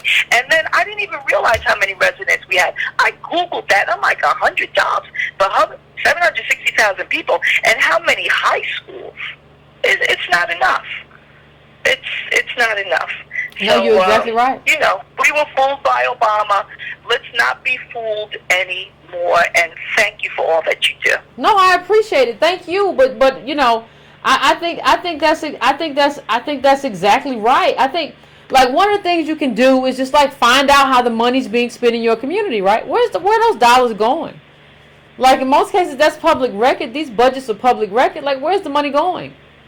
And if you have a problem, you can show up, and you can also just you'd be surprised you would really be surprised at how many of these people respond to you on social media, because they're not even really getting responded to. Like we have people who follow all of these celebrities and stuff online, but you go and find state legislators and people who work in in different communities and judges and stuff like that, you find they don't really have many followers. So you'd be surprised how much they interact with you if you reach out, because they don't want to get blasted either. You would really be surprised, but like, we haven't even been paying attention. Like, think about what it means that we haven't even been paying attention to the people who like control our lives. Like, these people control what happens to us. Like, these people control what happens to us in our lives, and we just haven't even been paying attention to them. We've been paying attention to what they do on Love and Hip Hop and Real Housewives and the football game, but the people who control what actually happens in your life on a local level, we haven't paid attention to. All of that has to stop. You don't have room for that no more. And I don't even think, like, I'm not trying to, people like, well, Yvette, you always getting on boomers. I'm not even trying to get on nobody. But I don't think we understand what an abdication of responsibility it is that they didn't do what they needed to do. And when I talk about your parents or your grandparents, what I'm saying is this. The fact that we don't know how to do politics, a lot of us, is because our parents didn't teach us how to do politics, because they didn't really do politics. So now they just ate off of, like, King's politics. So King and everybody who died and got assassinated and whatever, and then some people like Andrew Young who just were like, I'm going to go get the bag. I'm going to get the money now. But like, what happened was, all those people just ate off King and nobody continued the politics. So they didn't know how to teach us how to do the politics. So we just out here, and nobody, like these, you know, boomers are very quick to tell us everything we doing wrong. If we do something wrong, well, what you got to do is, you didn't do this right. See, that's why I got this house and this car and all this. That's why I got what I got, because I did what I did. But we don't want to tell them, listen, we need politics. And the reason I don't know how to do politics is because you didn't do what you were supposed to do and how you raised me. This is a failure of parenting. And we don't want to tell people it's a failure of parenting. I'm going to talk to you how I talk to you. I don't care. You can say, well, Yvette, you just being disrespectful. No, you failed me. Just say it. You failed me. You failed us because you didn't teach us how to be in these political rooms and how to move. You didn't take us to these town halls and teach us what to do when we got there and how to read out-of-line budgets. You go back and read some of them letters from Du Bois and all them people and people who disagree with Booker T. Black people was out there writing and understanding. We regressed over time. That's messed up. We went backward over time because y'all got there and y'all was just eating off the fruit and you wasn't planting no seed. That's a problem. And you can't just let these people who came before you get away with not doing what they were supposed to do. They real quick to tell you what you did wrong. Many of these boomers drank the Cosby Kool-Aid. When did you hear something political on Cosby? When did you hear something political on the Cosby Show? That was a nice life you had to just get your little Social Security and be secure and go to the job and do the same thing every day and get paid and have a lovely life. That's not the life that we have. All of y'all running around here telling me, Yvette, I marched with King. I marched with MLK. What did you do? You better show me a picture. If you can't show me a picture of you marching with King, you ain't marched with King. A lot of people running around here just lying because I can't prove it. If I can't prove it, you wrong. If you ain't got no picture marking with MLK, you ain't marched with MLK. Are we clear? Lying people. We just take their word. Well, Yvette, he said he marched with King. So, child, if you don't get that person away from me, I'm going to 503. 503, what's your name? Where you calling from? What's on your mind? Hey, Yvette, this is Quentin calling from Portland, Oregon. What's going on, Quentin? What's going on today? Oh, shoot, just listening to this excellent show. Thank you. I just wanted to make a couple of quick points. Today I got to thinking, I used to watch clips on YouTube of the State of the Black Union hosted by Tavis Smiley. I remember back that. in the early 2000s. I think it was on the eve of Obama's election and different things like that. And he had all of these different people there, from Cornel West to Farrakhan, and I can't pronounce her name, but it's like Lani Guinier, I think, and she's a Harvard professor. Lani Guinier is who you're thinking of. Lani Guinier. Well, I got to thinking, what if somebody, or what if a group of people in Black America did decide to come together and kind of host a town hall style meeting where we kind of figured out what our national agenda is going forward, you know, where we are now and where we want to go and different things like that. And I just got to thinking about, you know, you would be somebody I definitely would want there, but, you know, I just got to thinking about these people who were on the panel, who Tavis had on the panel, who were just so wrong about everything, especially now that I've been listening to you. They got some things right, but, you know, Al Sharpton was at one of the town hall meetings, so it kind of made me think, like, how would we draw people unless we have those names like Louis Farrakhan? And I'm not saying that these are people that I, you know, take their advice or listen to at all, but, you know, like, they had those names to draw people,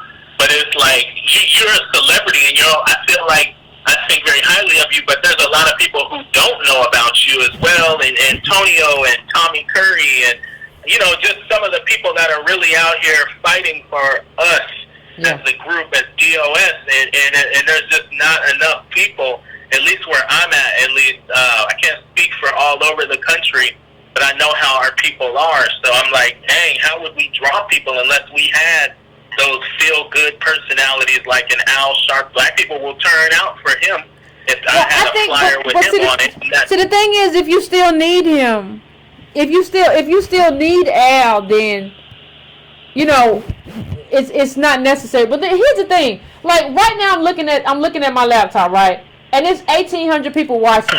Like, this is a town hall. Like the idea that we have to be in a physical space is just antiquated. This is a town hall. This is 1,800 people watching live. That doesn't include the people who are going to watch tomorrow because they missed it tonight, or people going to watch when they get off work. This video will get to 20,000. This is a town hall. It's just an e-town hall. So the question becomes, like, you know, what do we do in terms of this town hall, and what do we want to talk about in this town hall? But I ain't never seen State of the Black Union get 20,000 people to be in the room. It wasn't 1,800 in the room. It's 1,800 in the room right now. It wasn't 1,800 in the room for the State of the Black Union. So this is a town hall. This is a new town hall. That's just it.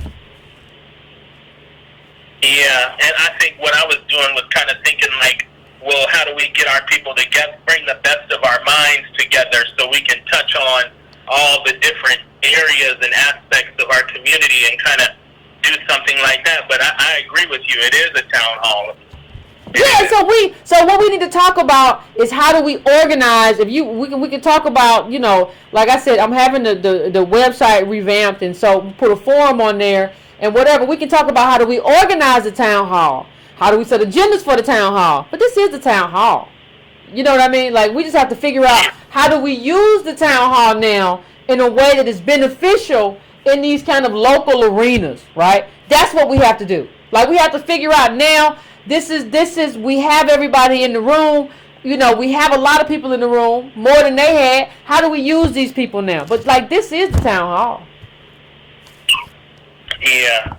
And then really, really quick, I follow somebody on Facebook. It's kind of a person who's kind of well known, and then they were talking about how they really reject, you know, black folks who say they don't care about what's going on at the border and the separation of families. And you brought up a point in your last show. You were saying, how are we bonded? Well, this person, they started talking about this long history I had no idea about. They started speaking of this long history about how migration is a right, and how 100,000 plus enslaved blacks who escaped north, and slaves who settled in Ontario and Quebec, and how Mexicans devised a plan for enslaved blacks to raise up and fight their way across the border, and Mexican government refused to sign a treaty with the U.S. providing the return of fugitive slaves in Mexico, and they just and then they talk about how we were non-citizens at one point and how we should remember that, and it was just this long history that I had never heard of, and I kind of was taken aback by it. It was offensive in a sense, because it was stuff that means like almost nothing now. I mean, that's real convoluted. That's real convoluted. What I want to know, if I go to Mexico today as a descendant of slaves, right? If I go to Mexico today, is there a special privilege for me? Like, is there a special privilege for me that honors me and say, you can come work here because we know how you've been treated in America. You're welcome here. We put you on a fast track to citizenship. Does that exist today? I don't want to hear about nothing that happened 100 years, 20 years ago. Today, do I have a privilege to come to Mexico and they're going to fast track me, or even give me, not only fast track me, but give me some kind of investment capital because of who I come from or where I come from? Is that that's not available for me? So what are you talking about? People out here running some kind of game on us. Yeah, well, they have a good career and everything like that, so I think that they're not as affected by it as low-wage, low-skilled workers. Of course. Of course. All these people do, and none of these people live around black working class or black poor people. Even a lot of the black people that you see on TV talking about it don't live and don't be around working class black people. You live and you be around academia and academics all the time. And not all of them, because I know some good academics. But I'm just saying, like, you be doing stuff and you be running around, and so you don't have to listen and live and talk to poor black people, so you don't care about, like, what they have to do in terms of how they have to compete with, like, you know, immigrants who are undocumented or illegal or whatever. I don't care how you say it. Like, you don't really get into that. A lot of these people who we talk to who are very pro-immigration are like in a different class status too. They don't have to really, like, interact with poor or working class black people at all. So black American people at all. So why they care for? Yeah. But yeah, those were just the 2 points I wanted to touch on. I thank you so much for all that you do. Thank you. I appreciate it. You have a great rest of your night. Thank you. You too. All right. Bye-bye. No, I mean, it's just kind of ridiculous, man. All this. Everybody wants to give me a history lesson. Listen, if Mexico has a preferred status for me right now, let me know right now. Is there some kind of thing where they still respect or whatever? I don't understand what you're talking about. I just don't understand what you're talking about. What you trying to say to me? What are you trying to say to me? And why are you even worried about this? I don't understand. I don't understand what people are talking about. I'm in this world where it's almost like an alternate universe where nobody's making any sense. Like he said, talking about showing up for Al Sharpton. Nobody show up for Al Sharpton. I saw Al Sharpton preach a sermon somewhere. It was on TV. And the man can't even preach no more. The man can't even preach no more. Ain't nobody showing up for Al. Al ain't got nothing to say. Al been out of stuff. Al been out of ideas for a very long time. We just haven't been able to realize it because we ain't had nobody else on deck. It's time to put some new people on deck. And sweep old Al out of there. So I'm going to my next call. I'm going to 518. What is your name? Where you calling from? What's on your mind? Hello? Oh, 518 must have dropped. I'm going to 515. What's on your mind? What's your name? Where you calling from? Hello, Yvette? Yep. Ronnie from Iowa. Okay. Hello? I'm here. What's going on? What's on your mind? Where you calling from? Oh, my God.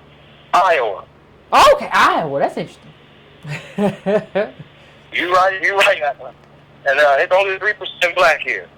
Only 3% black. But I drive to these construction sites all day. Okay. And I don't see none of us out there. It doesn't make up the 3% black that's out here working. It ain't, things ain't matching up. And you're right about the boomers. I mean, my parents were boomers, and they never showed me a thing about no politics. Just went to work, came home, and just let things ride. And then now, when I'm needing some help, there's nothing they can do for us out here. Yep. Nothing they can do. And now they struggle. I had two parents, both had beautiful homes, lost them both. Really? Now I'm out here trying to take care of them. Oh, yeah. You taking care of them? It's bad. I wish I'm trying, but I mean, there's so much I can do with my own family, but I wish I had a daddy like Alex Victor. I love my daddy. He did what he had to do, but, you know, these boomers failed. And I just want to tell you, congratulations on what you're doing. People are here, and don't be confused by that caller that white guy called in. If he being for 3% black people, I see them type of guys all day long. And really, that's a cry for help. That's a cry for help. He knows we need, because they need our help one day. They're going to need it. That's a cry for help right there. Don't even be surprised by guys like that. I see them all the time. But I'm curious. I'm curious. You know, I've said this before, caller, and I'm not trying to be mean or hateful, but wealth flows down, it don't flow up. Wealth flows down, it don't flow up. Believe me, I've been having these conversations with my parents because I just came on some money. So you already know they at my door. You know how that goes. But I had to tell them I got to take care of what's below me, my kids. I have to leave them something. I'm going to help you all much as I can. I love you to death. I'm going to help you. But I have to take care of what, my seed. Yeah, and I'm not saying that you can. I don't want anybody to think that I'm discouraging. Oh, Yvette saying if her parents need light bill money, she not. I'm not saying that. What I'm saying though is that I think we're confused. Like Gen Xers, millennials, we're confused about boomers. Boomers had a really good run. Like I don't think we understand.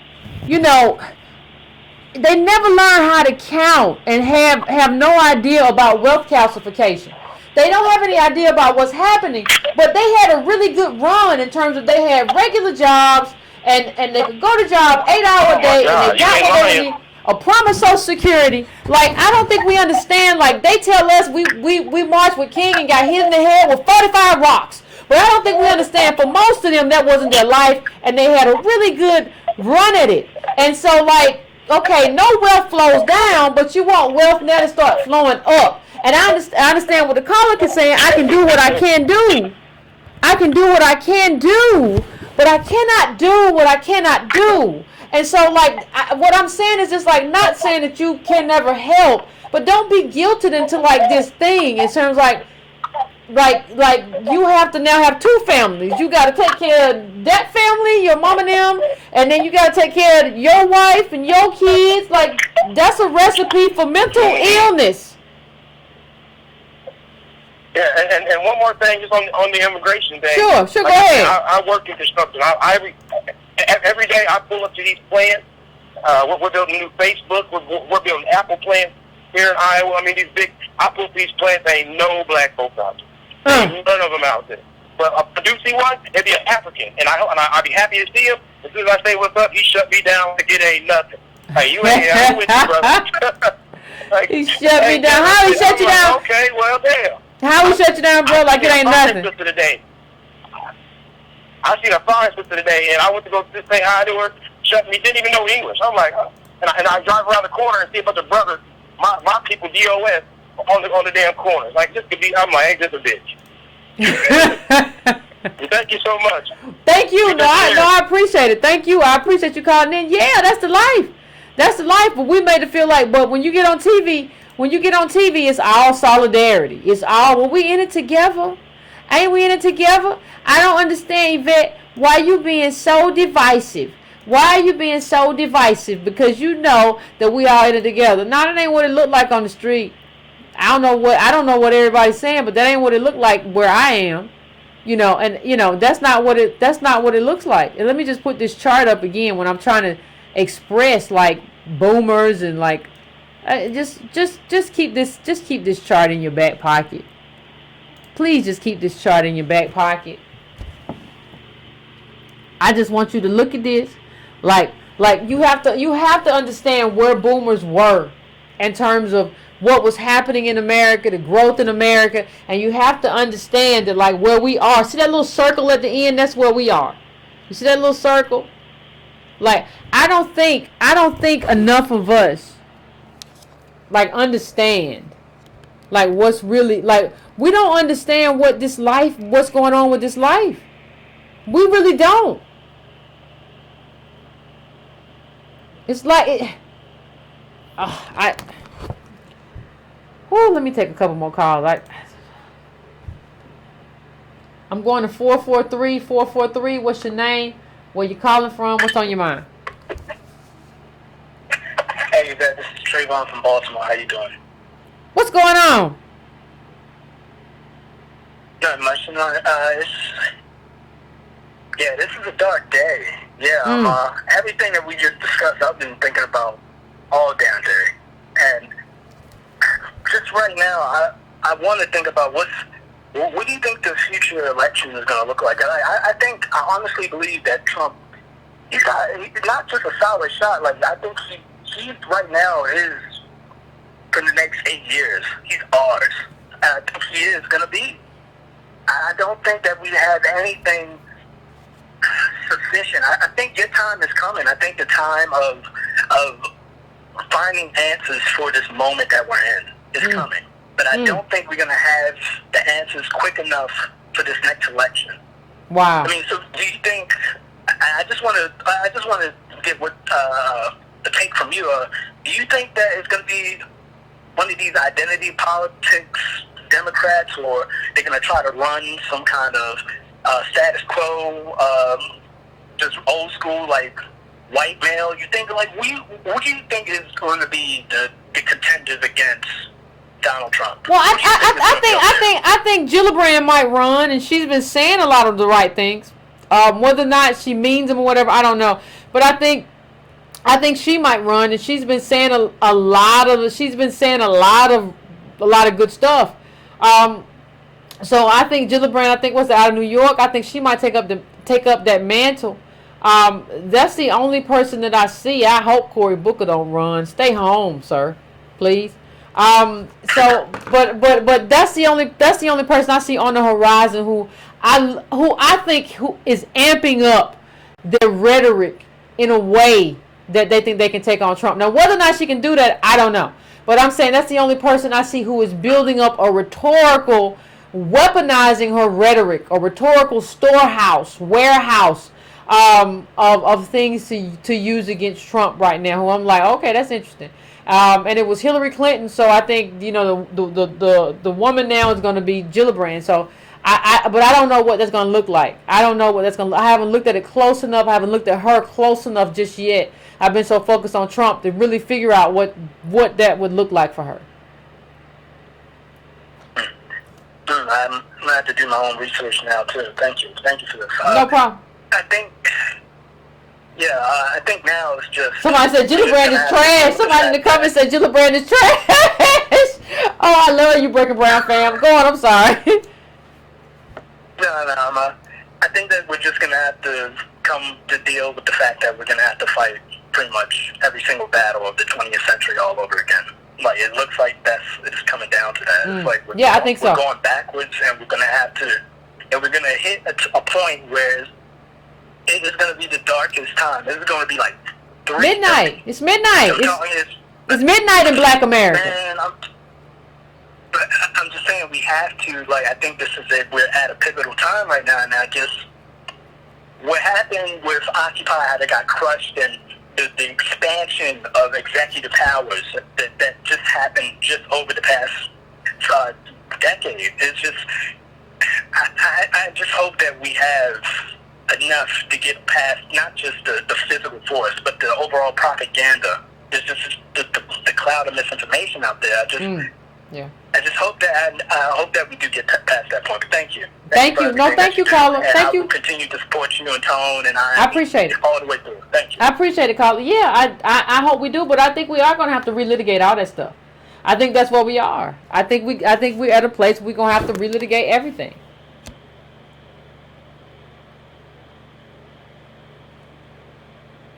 We've got to relitigate everything. That's where we are.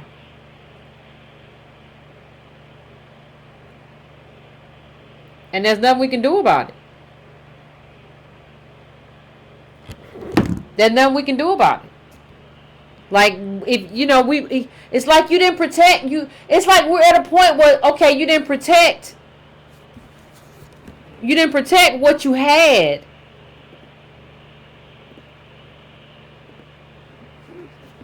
You didn't protect what you had. So now we're at a space. And so now, like, since you didn't protect what you had, it's like, you have a house, somebody comes in and they take your house.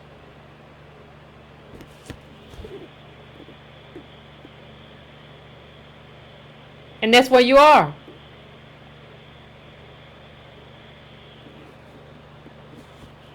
So now I I don't think we understand that politics is an enterprise that you can't ever let up. Like, I think we thought that we had won something. And like, it's almost like we thought we had won a medal. And so, like, we won the medal, and the medal's mine now. Or I won $1 million, and so I got the $1 million now. And like, that's not the kind of game that politics is. Politics is something where you win games, but what you have to understand is that the game that you won is something that somebody else wants, right? Like, you know, you got this affirmative action, but there's somebody else who wants that. Or there's somebody else who doesn't want you there. And so what happens when you're in that position is that you have to protect that. You have to protect that space. That's something that has to happen. It has to happen. It's necessary. And so we don't understand that politics is like gardening. If you have a garden, you got to always go out and garden. You can't say I planted the seeds and the flowers bloomed and now I don't want to go outside no more. No, you got to go out there and you got to nurture that all the time. And if something comes and tries to tear up your plant or your fruit or your vegetable, you got to fight that off. Like, that's what you got to be. You have to be a good steward of that property. I don't think we understand that. I think we thought we won some stuff, and the people who were our parents and our grandparents said, well, y'all won some stuff, so now we all get to sit back, right? And just like, we won it. That's not how politics works. And like I said, that was an abdication of your responsibility and your duty as a parent to not impart that on us. So, you know, I'm going to put this chart up again. This is a Diallo chart. And what you really have to understand, is that the wealth share for the bottom 90 was 35% in 1980. Right? When it was that's when it was boomer prime. No student debt, right? The point one only has 7. You have to understand that, like, you have to understand not only that. Remember the chart I pulled up a few weeks ago or a week ago, maybe, to show that, like, the bottom half of black people don't have anything. See, the pie that we're sharing has shrunk. The bottom pie, like the working people, when we talk about, for not even just for just black working people, it shrunk for everybody, for working class people who are all of us. But we're on the bottom of the bottom of the bottom of the bottom. But you have to understand the wealth share for the bottom 90 was 35 in 1980. You have to understand, like, what they were. There was enough for them to have good lives. There was enough for them to be okay. There was enough for them to just go work a factory job and come home because of what the wealth share was. What you don't understand is that we're all eating off less. The wealth share has shrunk. That's what this chart is telling you. And our dreams are the dreams of aristocrats. Our dreams are the dreams of the people who have the most. This is a depression chart. We're living. This is a depression era, and you gotta understand, like, what it means to be in this era. But then have the dreams of aristocrats. You want to be off at the Gucci store when this is what your community looks like. And you got to understand what these people had when we talk about the boomers. When we talk about being connected to a white person or, like, connect to the New Deal. What we're talking about, when we talked about grandparents, we had a whole conversation a while back about grandparents and how, like, white people are living off their grandparents now. Like, that's what's happening. What you're really living off is not a grandparent. You're living off somebody who was connected to the New Deal. And for black people, you're living off somebody who was connected to affirmative action. These were government programs. So that's what we're looking at. But now we're living in sort of depression eras, and as black people, we don't even see this chart, this circle at the end. We don't even see this circle and what that means. That circle is going back to depression. It's going back to the beginning, to the first circle, right? We're living depression now. We're living. That's what we're living. That's where we are. So what does that mean? What does that mean for us? That's what we have to deal with. We have to deal with understanding this chart, and we have to deal with the repercussions of this chart. Right? And so, I really don't think we understand what this means. I don't think we understand where we are. The bottom 90% has we don't have any money. We don't have any wealth. And this is what we're living. And we just passed like the most profoundly regressive, anti-working class, anti-blue collar, regressive tax plan I think that this country has seen in a very long time.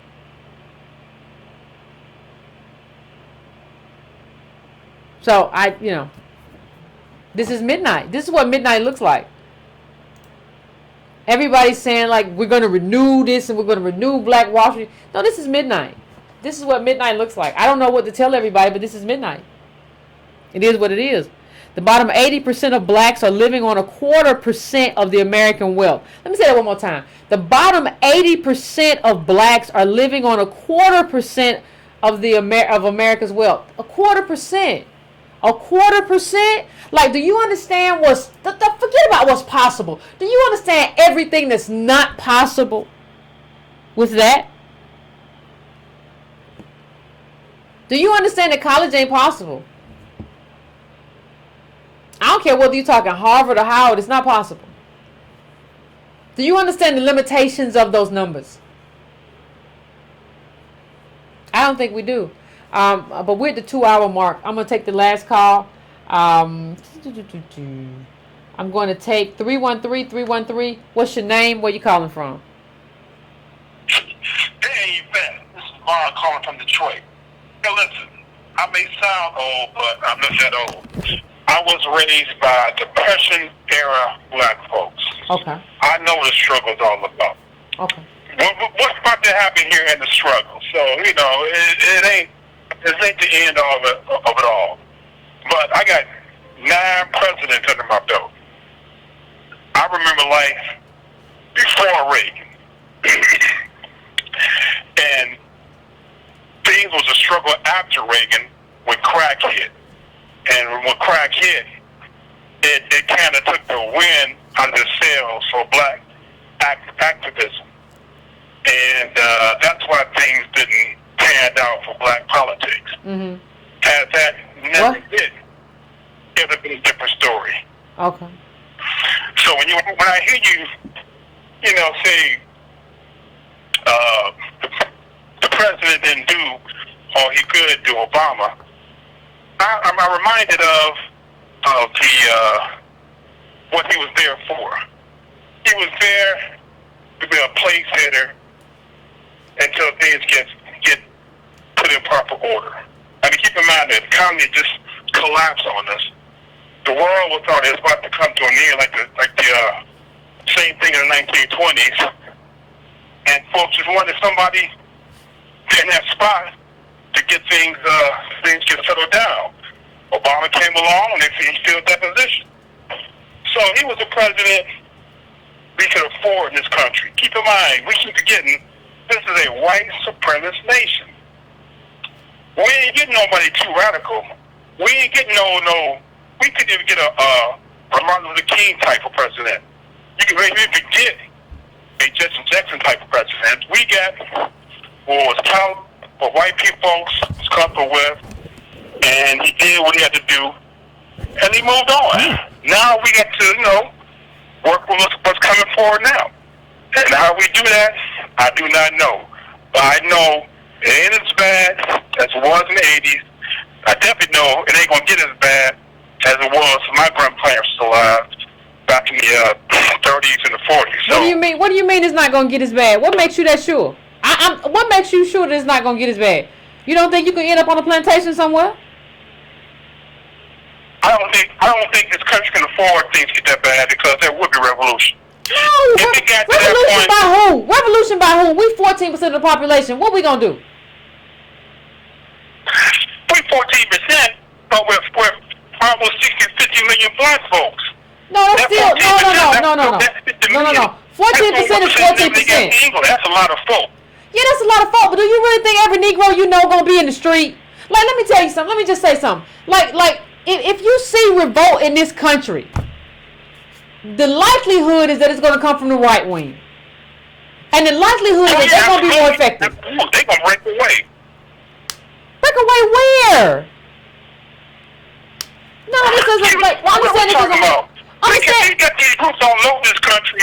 They've been setting up a white nationalist country all in the Dakotas, Utah, Montana. No, it's not. Yeah. No, yeah, it is. Well, then how you gonna revolt? You gonna revolt? You gonna have a successful revolt in a white nationalist country with NSA and everything that's been put in place to make sure there is no revolt? You think these people are afraid of you revolting? You know, it's kind of funny. I appreciate you caller, but I gotta cut you off because I'm about to end the show. But one of the things that's funny, I hear people sometimes in the chat say, "Well, I think Yvette's an agent." Understand something. Why do you think people would care enough at this juncture to find an agent to do anything when we're not in a position as a people to do anything to anybody? We don't even know enough. Forget doing anything. I'm not in favor of. I'm not encouraging anything. But understand that we don't even have the knowledge, like the ideological foundation to understand what we should be fighting for. We're more capitalist than anybody. Don't nobody need to put no agent in the community. Black people are more capitalist and more super capitalist and run around chasing dollar bills in the road than anybody else. Nobody needs to do anything. Like, understand, I just showed a chart that economically that is really bad. That is, like where we are economically. I show charts all the time. And this person is still going to call and be like, well, Yvette, they're not going to do nothing because we could revolt and we're going to do X, Y, and Z. Like, we have to stop saying stuff and doing stuff and behaving in ways that don't make sense. The data is very clear on where we are, not only as a group in terms of being black Americans, but as DOS as well. We've shared all of that. You can't say, well, I was raised on the plantation with my mom and them, and so I think this is going to be a revolt if that happens, so I don't think. You see where we are. Revolt where? With what? Do you see our predicament? Anyway, I don't think people really, I don't think we really understand, I don't think we really understand where we are economically. Like, this isn't just a regular bottom where, like, we were in the bottom in 1980. I showed you what the share of wealth was then. So they were splitting a lot more. So you're at like depression levels talking about you about to pop off or something. I don't even understand what that means.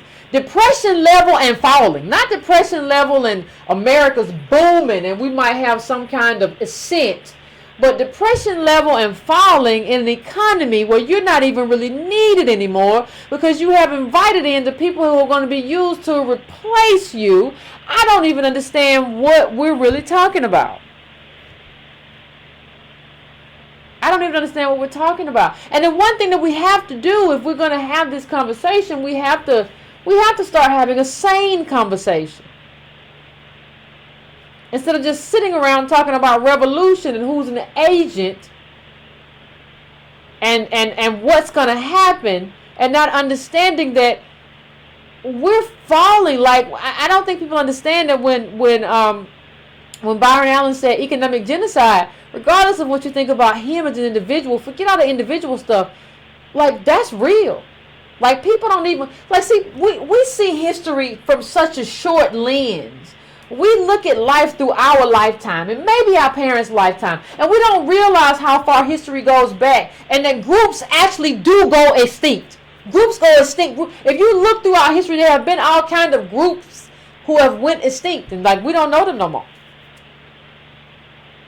And we think that can't happen to us based on what?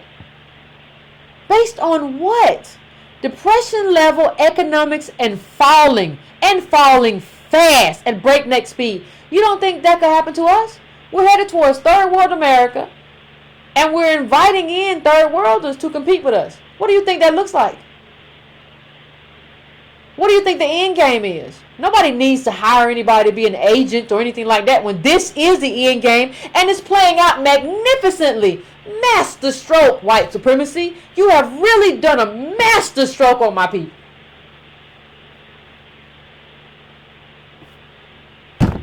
And I think that's a great way to end the show. Well, not a great way to end the show, but in terms of being Midnight in America, it's a poignant way to end the show. I think, we have to get it together quick and in a hurry. Because we think we got time, but we don't have time. Like when you look at the data, we don't have time. We don't have time to play games. We don't have time to be advocating for other groups. We have time to do what's in the best interest of our group first. To the extent to which we can form a coalition, we will do that. But our main interest has to be ourselves and what we need, and we have to be we have to address those needs immediately. There is no time for nothing else. There's no time to play games. So, I want to thank everybody as always. I don't like leaving it on a sour note, but it is what it is, and I don't like to lie to you. I mean, I think black people have enough people who lie to them on a daily basis.